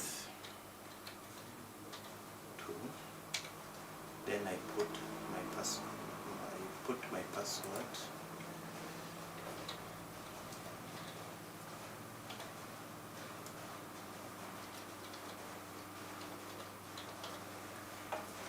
Okay, now I click here on login. Now you see I'm already logged in on my profile. This is my profile. You can see I have my courses here. You see these are a list of my course. But we are going to see, I'm going to show you and focus on this management of our profile. First of all, we have here a dashboard. This dashboard, you can have overview of your profile, your course. You can see your course there. When you click on this dashboard, you can also have a timeline of your course, and you have a upcoming of events. You can see also the upcoming of different events. Let me click here on this dashboard. You see now I have course overview, as I said, and here I have timeline, as I said. Then you can also see online users, your colleagues, all other. These are my courses, as you see here. So now with this dashboard, you can see also your private files, and you can see also your management private. You can manage your private files, and you can see on your timeline here. Those are the upcoming events. I have a quiz on mathematics. I have a ETVT. So this can show you the upcoming events. And if you want, you can click here and you can see more than what you see on this on your screen. So now let me continue by showing you how you can update your profile, or how you can check your grade, or how you can send a message to your colleagues via one by one. You can write, you can search your colleague and or your lecture, then you can send a message for your, for example, you have a problem you want to ask, or your query. It really depends. Then you have a preference. It is there where you can update your credentials. So let me continue by profile. I just wait a moment. It is low. It is loading. Now you see here on this profile you can see user details. I have a email address. This is my email address, and of course you have your country, your city. You can also update this profile, this user details as you want, or you can correct when you see there is an error, you can correct. Now when I scroll down, you see here we have policy and privacy. These are these are the file you can check, you can see, you can open, and you can see about this e-learning platform. Then down here we have course details. This is the course. These are the course which you have to learn. You have already enrolled in. If you check you have no course, there is a course which, for example, you don't see, you can just call, or you can just write to your lecture, and you can show that you don't have you don't enrolled in the course. Okay, those are the list of course. So then other, because of time, you will check later. You can also you can navigate and you can check different tools here. Let me go back to the menu and I'll show you how you can write. For example, you can check your grade. For example, if I go straight here to this is the menu of grade. Okay, you can wait a moment, a little bit. Then this is my grade. For example, here in umusogondo ngero ku rurimi, this is a course KN 101, so my grade is 96. Okay, and for example, ICT 21, Information Communication Technology, it is 80. These are so far my grade. You can check your grade. It is a list of courses and grade. Okay, these are the course you're taking. Then you have also your grades. If I go back, we have here on this menu a message.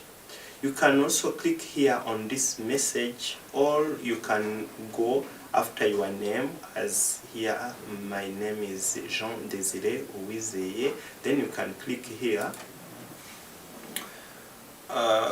you have here a space to save or to write a message or not.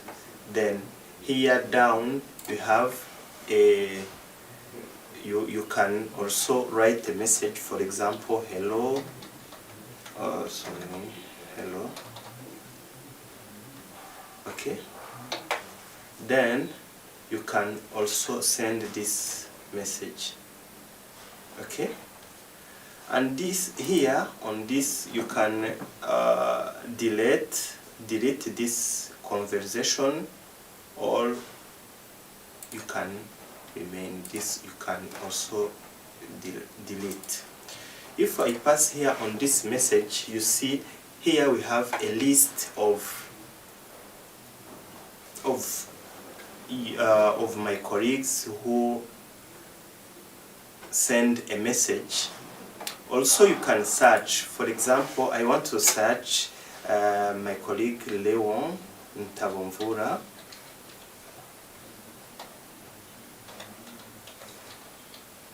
Then you can search if you know the name. You see now I have two Ntabomvura, but I know the name, the first name, his first name is Leon. Then I click on Leon. Then you can also write a message. You can also write a message to Leon. This is the way I can write the message. Hello, for example, dear Leon, and I send the message. There is also something you can put as a smile, people, as you want, okay. You can write or you can send something you want, for example, if you want. I think you follow, you can do even after this session. You can also try to write a message. Now let me show you how. There is an error, then I can resend again, okay. Then here we have a preferences. Let me go to this menu and I click on these preferences. Then you see here we have user account, you have miscellaneous, we have blogs and badges. Then let me start by editing my profile. It is very important to edit your profile when you see you have there is an error. For example, if I want to write on my first name there is desire, but I want to use capital letter on D, then you can put D as desire, okay. Also your email, you can also update your email, okay.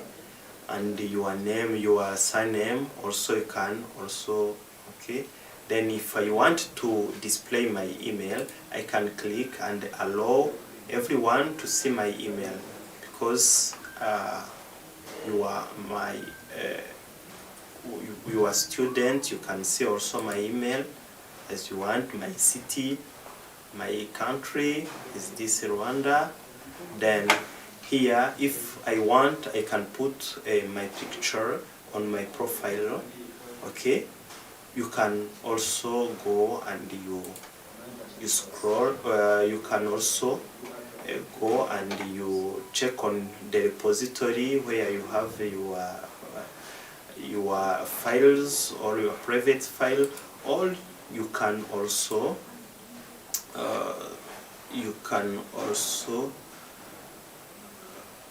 go to, for example, let me check where I have a picture. I can put a picture, for example, if I check where I have, okay, let me go back. I choose where I can find a picture from when. for example, in Google, you click on download, then you can drag and drop a picture. Okay, let me check why. You can drag and drop the picture. Then you wait a little bit.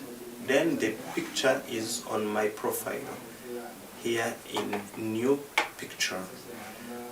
Then you can update the profile, or you can also check if you have another names. For example, you have another middle names, and there is here if you have a list of internets, you can put here, for example, and we have a website.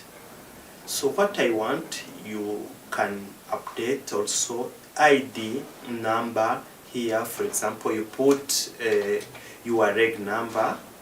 Okay, for example, this is my reg number. Then the institution, you can put your institution. Okay, this is an example.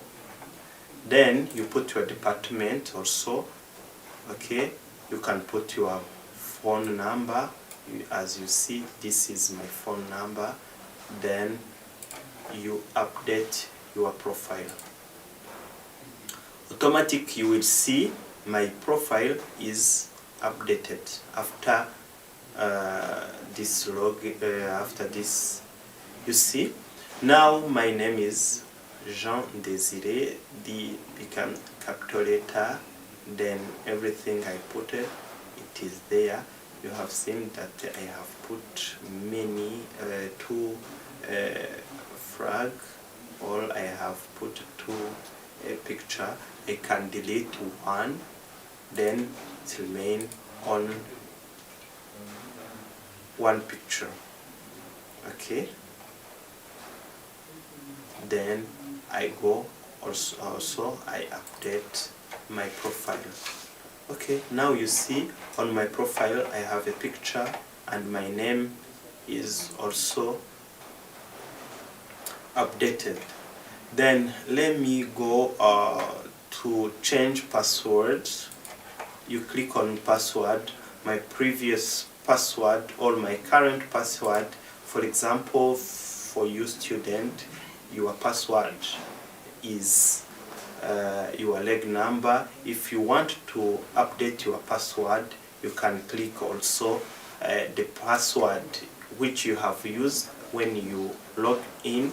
Then you put, after you put the new password, then you put the new password again, then you can save the password. Let me, for example, put my password, then I update the password.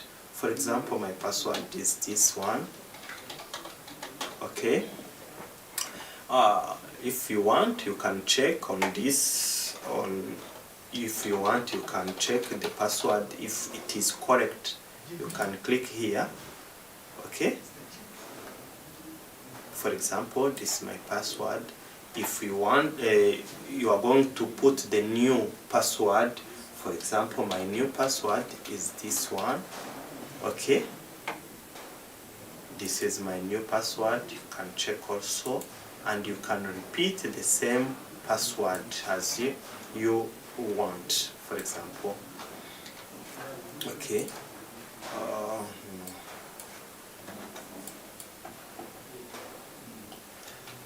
Okay. Okay, for example, let me write it again. The password 1, 2, 3, 4, 5, 6, 7, and also other you can also click and you can see. If you have a question, you can ask your question here. Then after these preferences, we have a logout.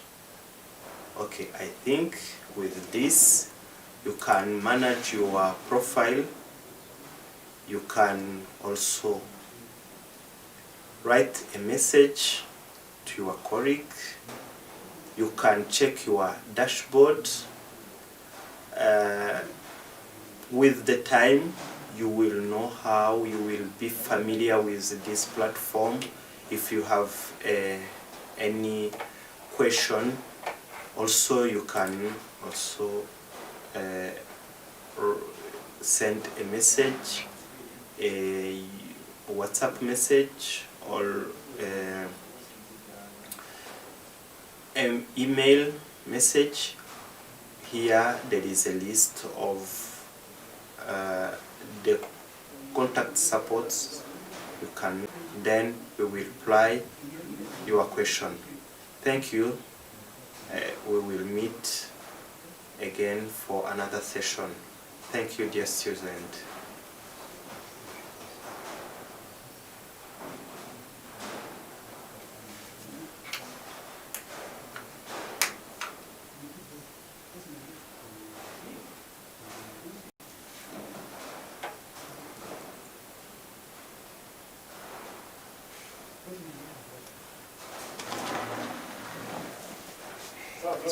Thank you.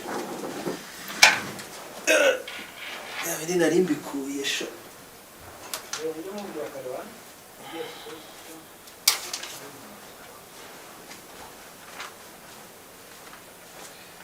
Yes, student.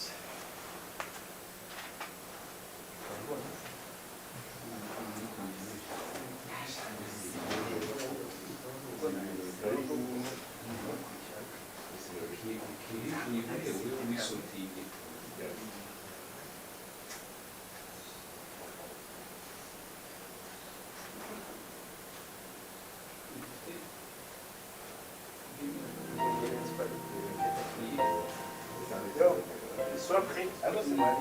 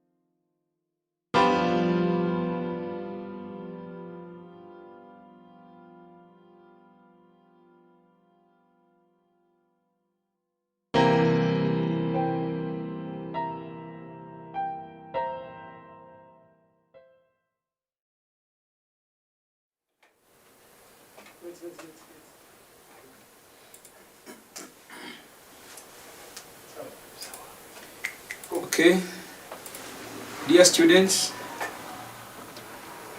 now I'm back and I want to explain to you what we call activities. I'm going to explain assessment tools. How do we interact with assessment tools? We have seen how do we get access in a given module. How do we get username and password in our e-learning platform. And now when we are inside the module, when you come to read the general information of a given module, you read all the guidelines that lecturer has set for the students. The remaining is now to get access to the resources. After reading the given resource, they will help you to participate in a given activity. We will call activity in e-learning platform whatever things that lecturer will set to engage learner in a given module. The first one you have seen, it's a forum. A forum, it is a kind of asynchronous communication tool which will help the students to interact with his classmates as well as interacting with the lecturer, the facilitator in a given module. That is the first important tool, which is a forum. And you have seen how do we participate in a given forum. Now allow me to see, I'm done with reading the given reading materials. The remaining is to participate in a given activities. The first one is what we call a quiz. What do we call a quiz? Whenever you will see that the lecturer has set an activity, a nativity, and he or she gave it a name of a quiz, it means that it may combine short questions with open questions. Either they can be full short questions.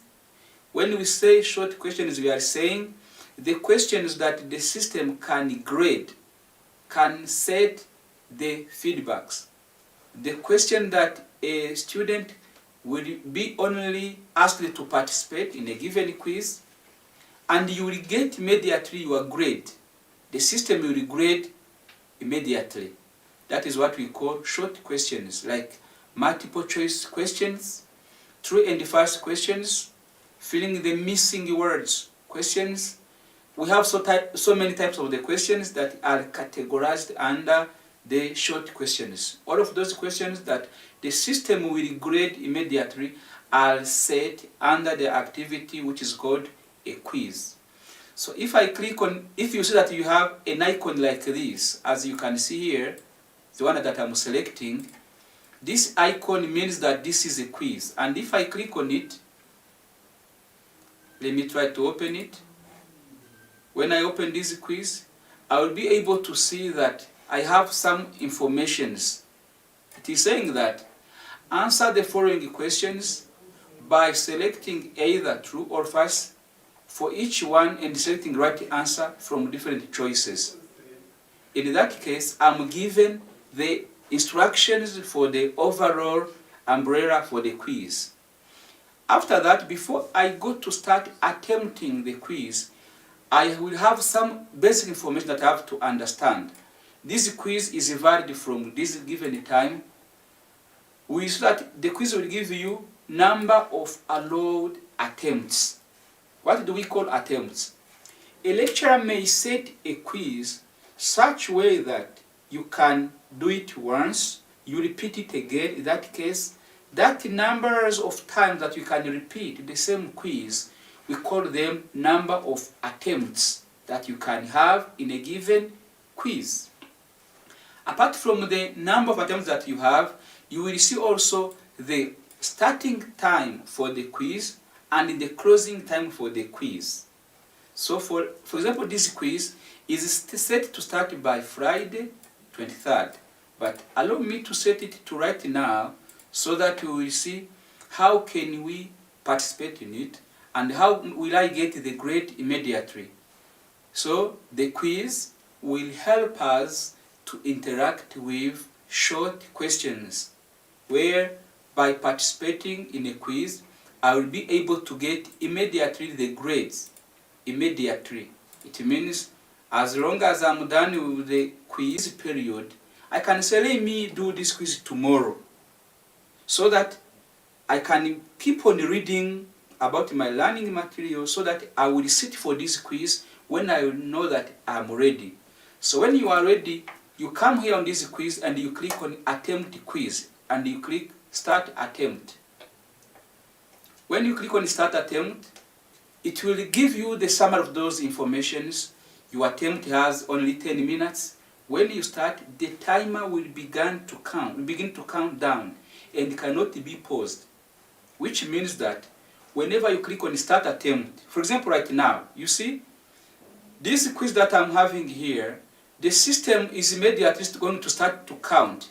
Do you see? I have the number of questions, which are 10, on the quiz navigation, and I have for how many minutes that I have to be able to participate in a given quiz. You can see that I have only 10 minutes. In that case, the counter is counting. Hope you see that. Now I will come on my quiz. I will read the question, and it has the types of the answer that I can have. So the facilitator has set this question to have 5 possible choices. So I have to read this, and based on the skills that I have, I will have to make choice. And if, for example, I choose like this, I'm doing this randomly. I read the question first, and I understand which might be the questions. So I read the questions, then I try to choose the right answer. Yes.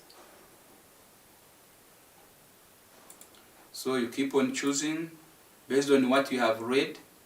We are really advising you, don't respond to a quiz randomly, because each and every activity in a given module, they are designed not only for assessment purpose. Of course, lecturer might be targeting the grade, but he has set these kind of questions for helping you to be engaged in a given module, which means that you will have to follow positively and slowly. Dear students, don't participate in a given quiz randomly, because of course for such kind of multiple choice questions, you can close your eyes and you provide your responses. But I think it's not good, because this purpose for setting this, it is for learning purpose. Before it becomes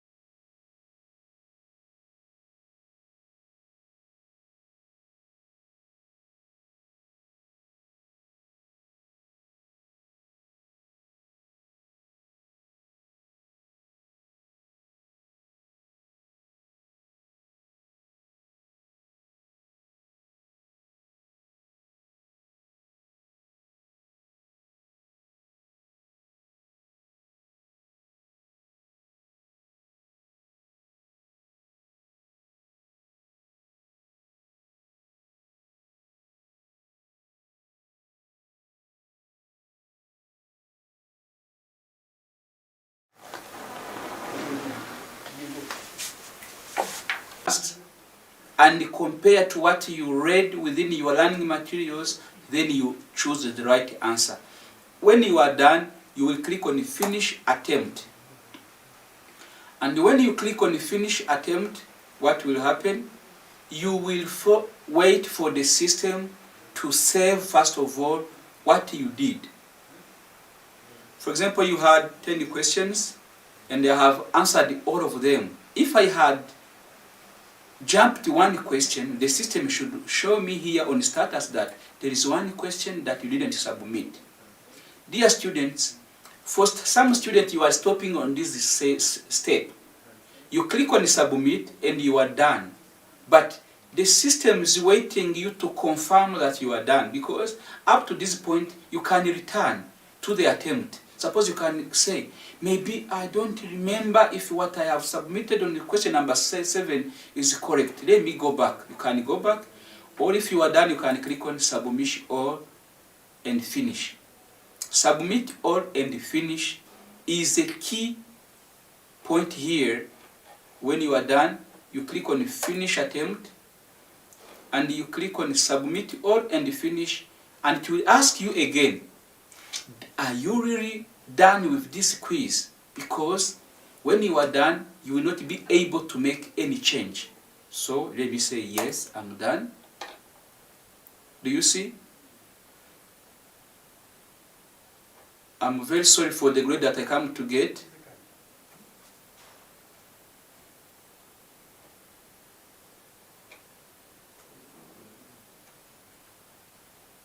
Because from this, you will be able to see how much have I been scored. How much did I get? When you are done with the quiz, you will see on the top the information highlighting when did you participate in this quiz, when did you start, when did you complete, how long time did you take.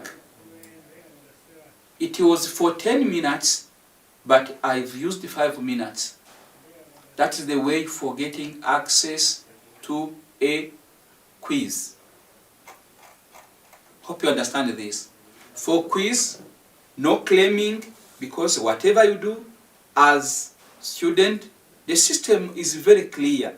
The way the questions are set and the answers, no claims. It's like this that you participate in a given quiz. Now let me talk about what we call forum. We have so many activities that I'm saying. We have what we call forum, we have seen it. Come to see what we call quiz. Now let me be back on assignment. The assignment, it's also a type of assessment tool, but which will help the lecturer to evaluate the student. It's an assessment tool, but for assignment, as you understand, it's as if it's a take-home work.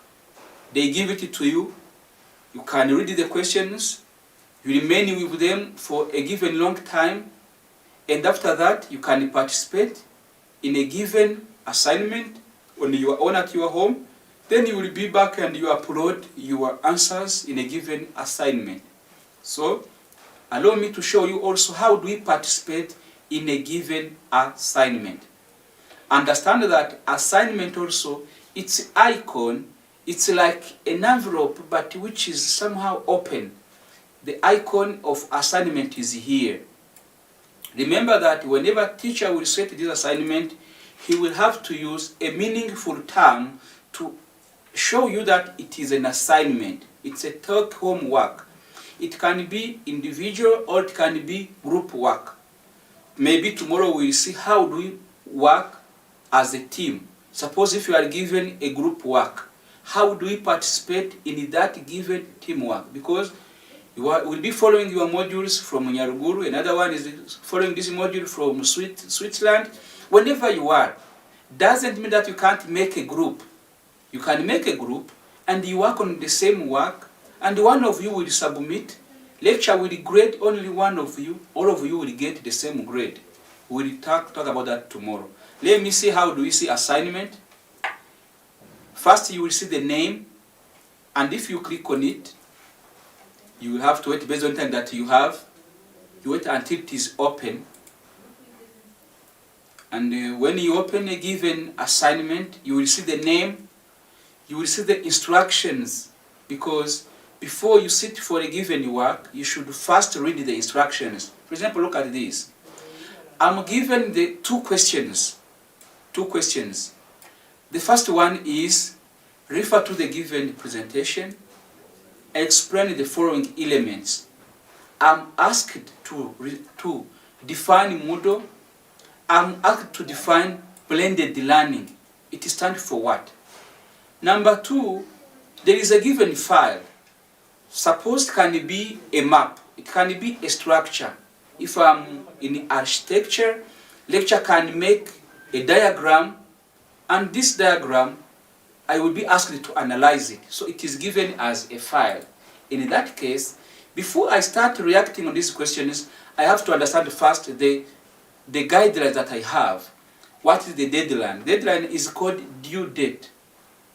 For each and every assignment, a deadline for this assignment, am I supposed to submit before which time? It means the due date for the assignment is Tuesday, 27th October 2020, 12 a.m. It means at this time I'm supposed to have submitted my work, starting from today.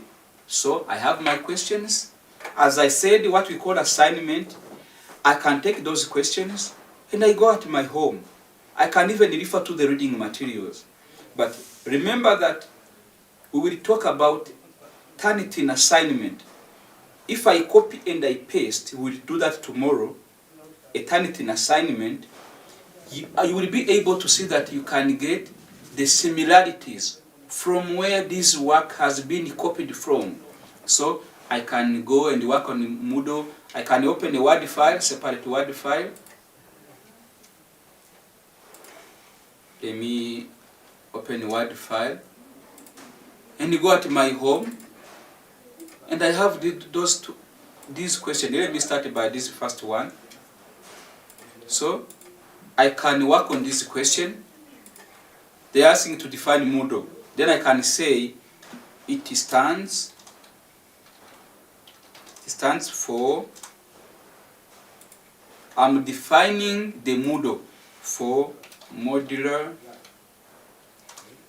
object oriented dynamic learning environment.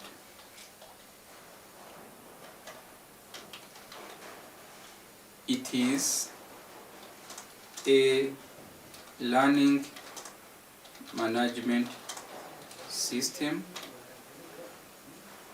and the abbreviation stands for, yes. I'm done with the first question, and I'm asked to respond also to the second question. I can say blended learning means mixing face-to-face with online session of learning.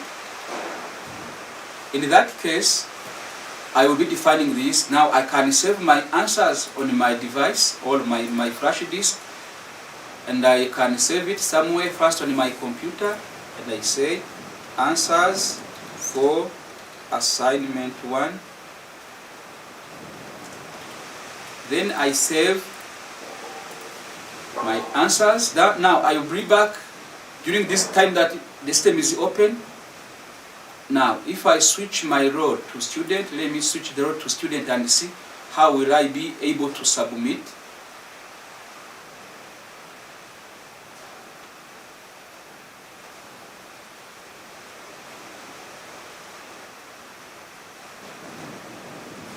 When I try to switch role to student, look, the student will see this, add submission.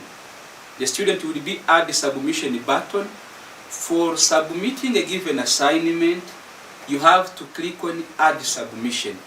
If you don't see add submission, it means teacher didn't allow the submission.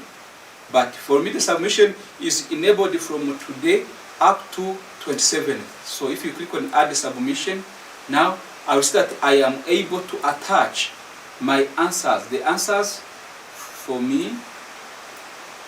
So you will have to search for your file. The same, we have two ways of attaching. You can even do what we call drag and drop. You can go where you have saved your file and you do this. You drag and drop. This is what drag and drop. You take your file, you drag it, and you release it to the section where you are asked to respond. And when it is done, now it is attaching this. When it will be done, I will save the changes and it will be done.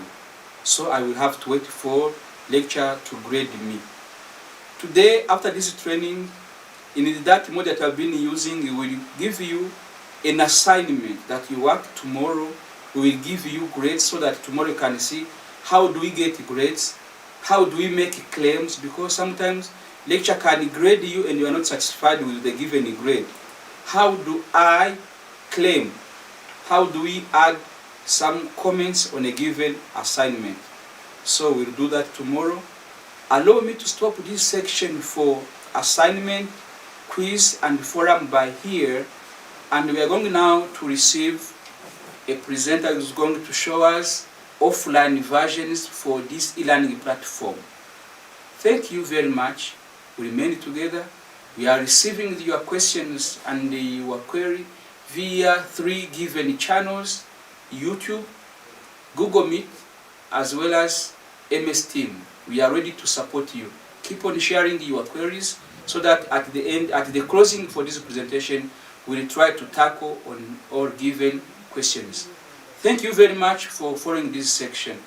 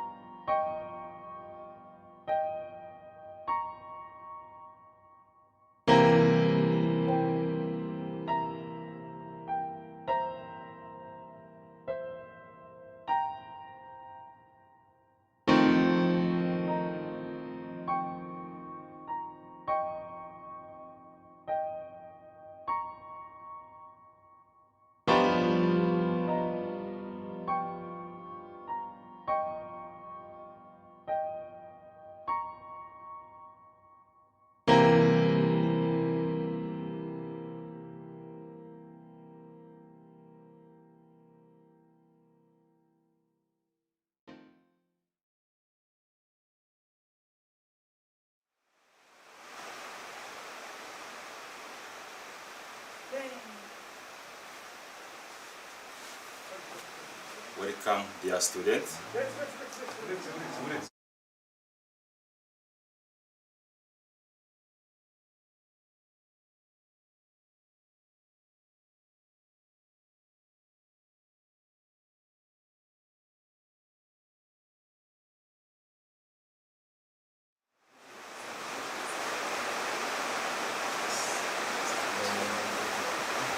Welcome, dear students. My name is Theoneste Navenuba. I'm a learning officer from the University of Rwanda.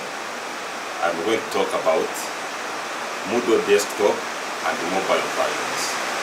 Those versions will help you how you can be able to access your courses offline. We know there is difficulties to access the internet in our country, in different courses.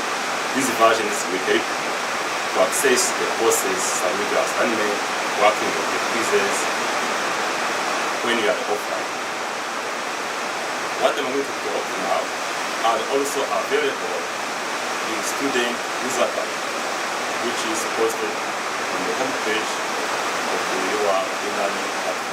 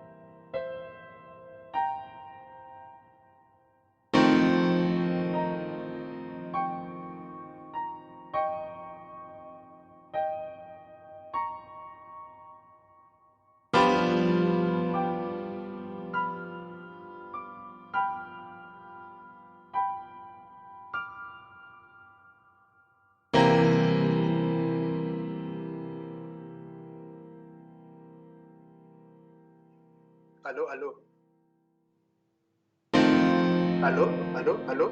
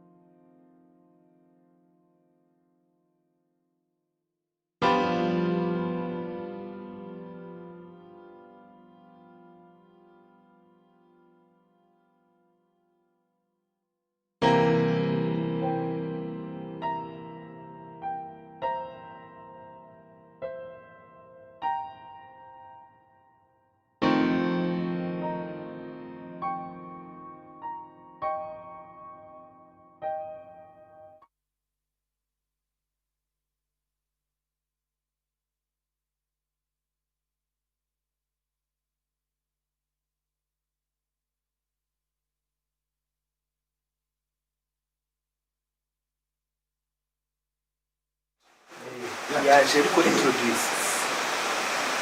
Yego. Hello, dear students. Good afternoon again.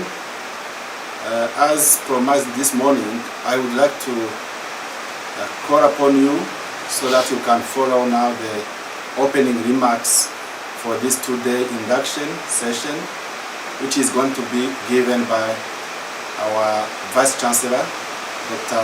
Papias Musafiri Marimba. Dear Vice Chancellor, you are welcome to this two-day induction, and we would like that you give the opening remarks. Thank you very much.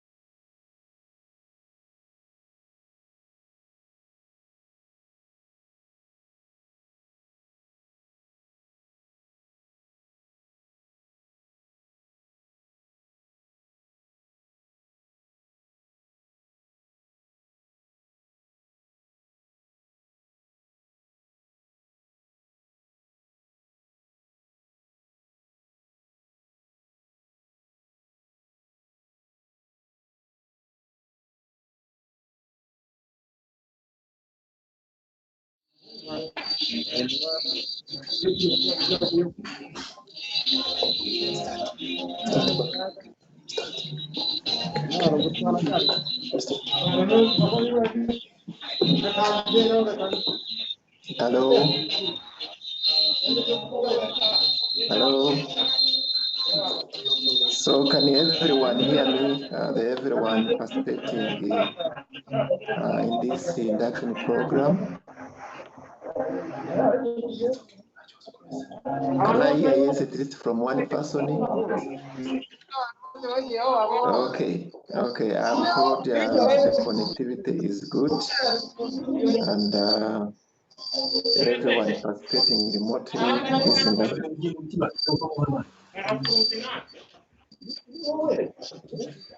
Okay, okay. Thank you. So,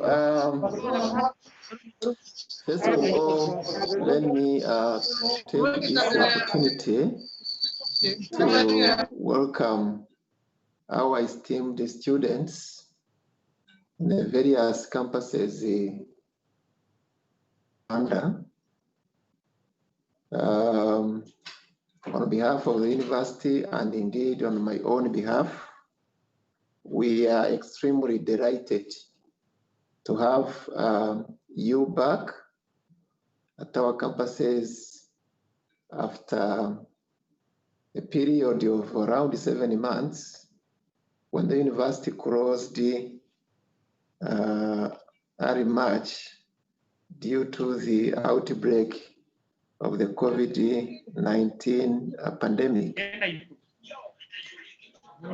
We are grateful to the government of Rwanda through our Ministry of Education to have allowed us to reopen our core business of teaching, learning, and assessment, though in phases because we have not reopened in a full-fledged mode. So we started inviting in our campuses all students in year 3, year 4, and those who might be in year 5, while your colleagues who are in year 1 and year 2 are still participating at limited extent in teaching and learning while they are still in their respective homes.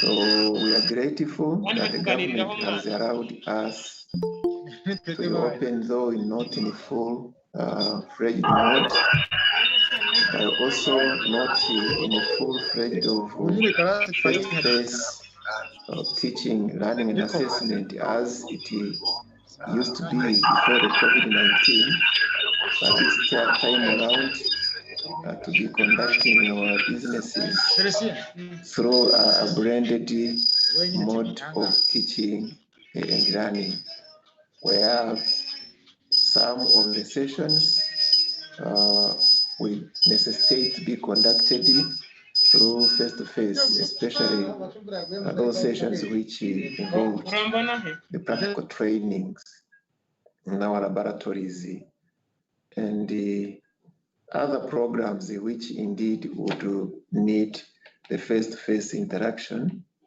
But the major part of the programs will continue to be delivered using our e-learning system, even if we are in the campuses. However, we are happy that students will be able to use other facilities of the universities, including the library, including the hostels, including laboratories, computer labs, and the other facilities tenable in our campuses, while observing the healthy guidelines as required by the Ministry of Health. So we are cognizant that even if we are opening our campuses, but the COVID pandemic is still with us. It hasn't gone away completely, even if the extent it's reducing in terms of the new cases registered, but also increasing the number of the patients completely healed from the pandemic. But it is still with us, still in our communities and different parts of the country. So it is imperative not to be complacent, but to continue being vigilant by observing all the health guidelines, including keeping hygiene, washing our hands properly with clean water and soap, and do it in many times, and use the hand sanitizers in our offices where the washing stations are not attainable. It's also imperative that we continue maintaining the social distancing of at least 1 meter between people, either when you're in classes or when in our restaurants or in our dormitories or in any other area which brings interaction of people in our campuses. We're also obliged to keep on our face masks all the times.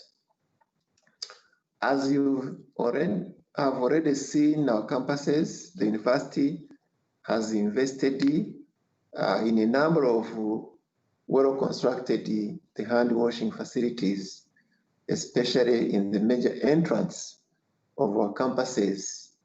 But this will continue also to increase these facilities in more places where we expect the gathering of the students to be taking place. We are endeavoring also to increase the internet connectivity. Right now, we have revised our agreement with the PSC, the sole internet service provider for all public institutions, to triple our bandwidth capacity from around 300 megabit per second to 1,000 or 1 gigabit per second.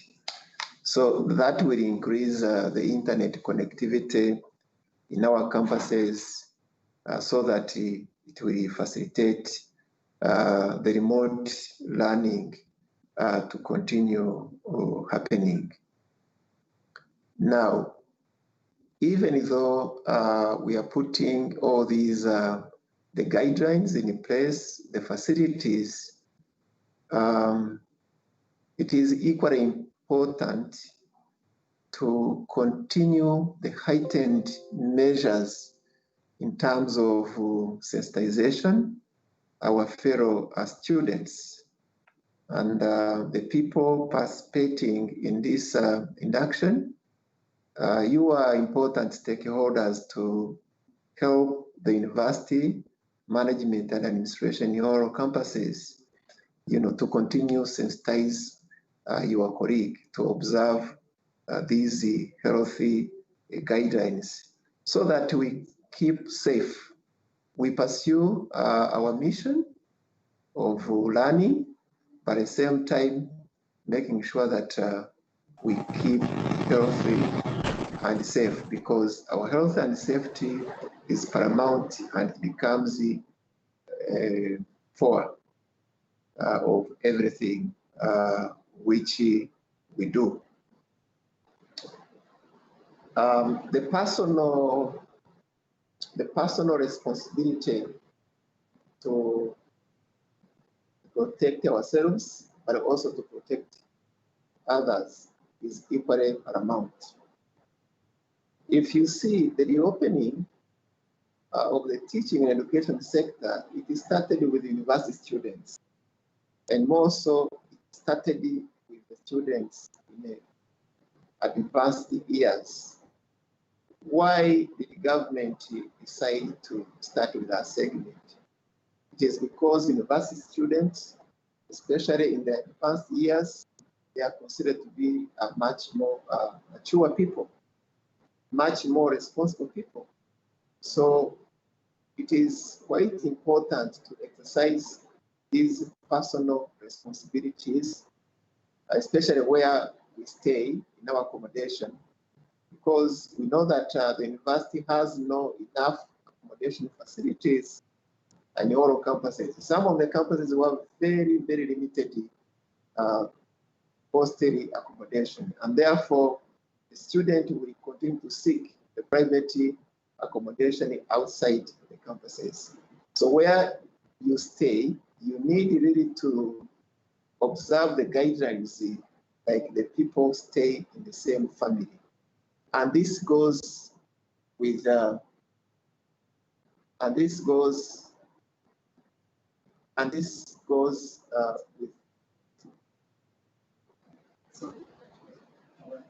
byasaba college kugira ngo twihangane gatunga izuba bahise bambwira ngo barimo barakubona neza nko mu kugira ntabwo ahitaga switch na YouTube kugira ngo tutore WhatsApp gusa babwira itari mujya kuri YouTube bambwira rero just minute mbere karisaba ugiye winshi kuri so byahagarariye ubu nta kibazo bihagarariye gitangira nk'umunota nk'itanu reka muteseza no mpamvu ati tuba turamubona ndetse muraza ariko ntisohoke direct kuri YouTube ubu ntabwo barakubona bakajyastinga bambwira ko bagize ikigo cyo tukatubona ko ndikunda kubona neza ku side yacu so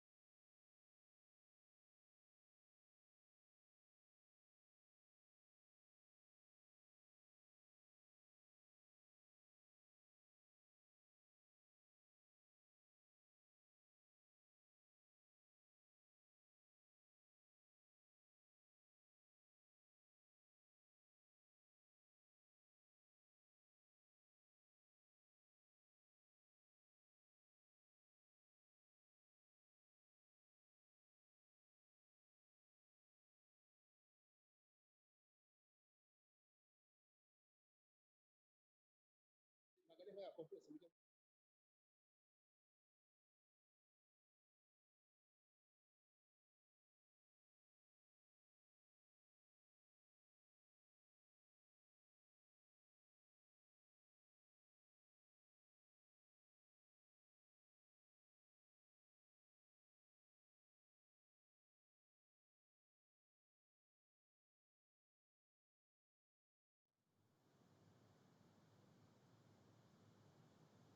Good afternoon, everyone. First of all, let me take this precious moment to welcome our esteemed students to the various campuses of the University of Rwanda. On behalf of the management of the university, and indeed on my own behalf, we are extremely delighted to welcome our students in the university campuses after the university closed for the last 7 months since the outbreak of the COVID-19 pandemic. We are grateful to the government of Rwanda, through the Ministry of Education, for having allowed us to resume our core business of teaching and learning, though not in a full-fledged mode as it used to be before the COVID-19 pandemic. We are reopening in phases. We started with those students who are in year 3, year 4, and year 5. And also, we are starting using a blended mode of teaching, learning, and assessment, where a majority of the sessions will be taught using the University of Rwanda learning platform, whereas some of the sessions, especially those which involved practical training in laboratories or in classrooms, those will necessitate to be conducted through face-to-face interaction. We also recognize that our students who are in year 1 and year 2, those will continue to participate using the e-learning platform, though we know that it is limited extent. There are some activities which cannot be conducted while students using online platform, but also while staying in their homes. For those students who have reconvened in our campuses, we need to be cognizant of the fact that even if we are reopening, the COVID pandemic has not gone away. It's still present in our communities, so we are happy to see that the new cases registered are drastically reducing, while the number of the patients who are completely healed, it is also increasing. This is quite encouraging, but we shouldn't be complacent of that. We need to stay vigilant, to observe all the healthy guidelines as they are required by the Ministry of Health. And these guidelines includes keeping our hands clean, washing our hands with the clean soap and water, and that effective.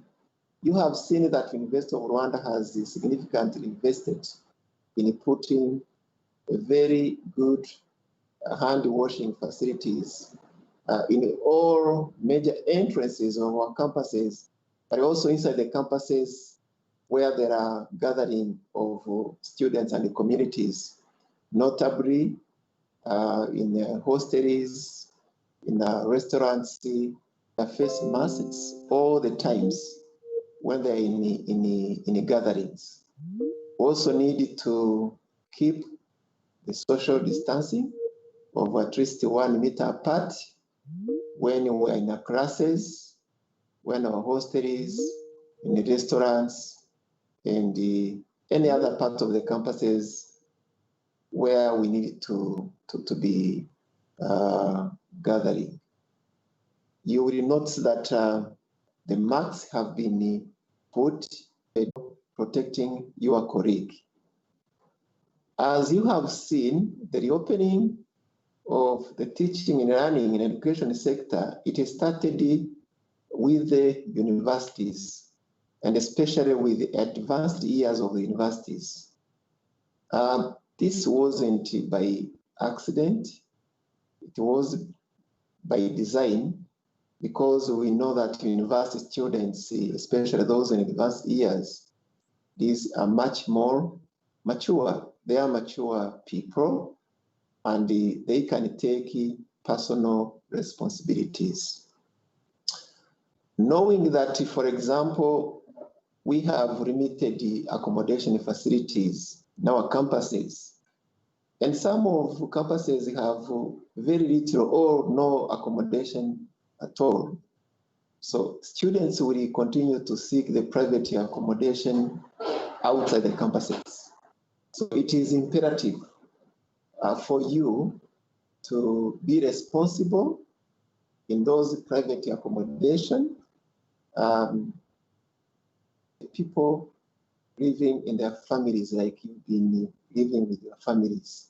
So you need to protect one another, indeed, as the people who are living in the same family. This goes with even those who are fortunate to get accommodation on campus through our hostels. I urge the representative of the students who were participating in this induction to be the part of the campaign by sensitizing and indeed talking to our friends, wherever you are, to continue embracing these healthy guidelines. Much as we want to advance our objective of knowledge acquisition through the teaching and learning, but the health, our healthy, your healthy, is the utmost priority. So we need to keep health, and by keeping health, it will put us in a better position also to advance the mission of the knowledge and skills acquisition. And this is the core of the new norms, knowing that the pandemic is still with us, but we can't continue closing our campuses. We need to make sure that our aspirations as students, as academic institutions, we need to impart the skills and knowledge to the young generation. At the same time, knowing that the pandemic is still with us. So if we work together, the university administration, the students' leadership, the community and local administration in our campuses, various campuses where they are located, we are quite sure that we can keep everyone safe. We can prevent absolutely zero the spread of the COVID within our campuses and within the vicinities and neighborhood of our campuses, and while undertaking our core businesses of running and teaching and also conducting research. I call upon our faculty and those working in administration and support services to continue paying attention of serving our students, looking after all the facets of the students' welfare, so that again we continue caring our students, keeping our students safe, and at the same time helping them to realize their dreams of the knowledge and skills acquisition. The university administration shall continue having these sessions, interaction with the students in different forms using the technology, but also where possible, visiting you and having face-to-face talks with you. I thank everyone who participated in this session, and most importantly, I want to thank the Coderi team and all other people who have made these sessions possible.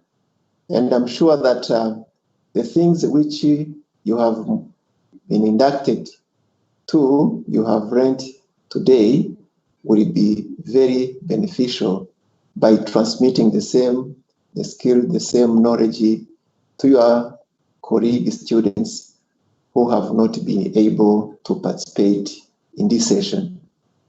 I thank you very much.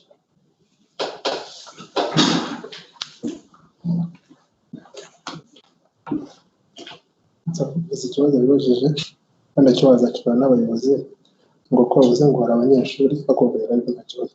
Icyo kibazo kiri hasi cyane kirangira.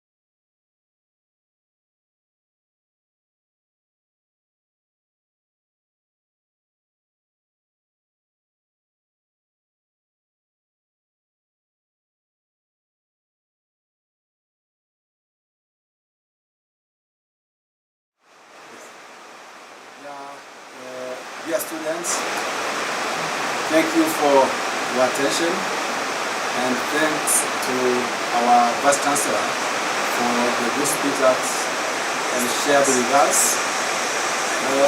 As we have said, we are now going to stop today this session. We are supposed to stop at 1:30, and I invite everybody to come back tomorrow morning. We are going to start with a session on the offline version of Moodle, and later we will go into practice on the e-learning platform. Thank you very much for your attendance, and I call upon everybody who has attended this to inform other colleagues to come tomorrow. We would like to get a big number of attendees, and as we have said, these videos are hosted on the platform for YouTube, Microsoft Teams, and also Google Meet. As we have shown you, you need to start either by going through our online modules that we have shown you, and if you can go straight in those three platforms, you can also get the different videos. We thank you also for your different questions that have been raised, and we want to give the feedback or the answer to different questions tomorrow morning. It will be the first session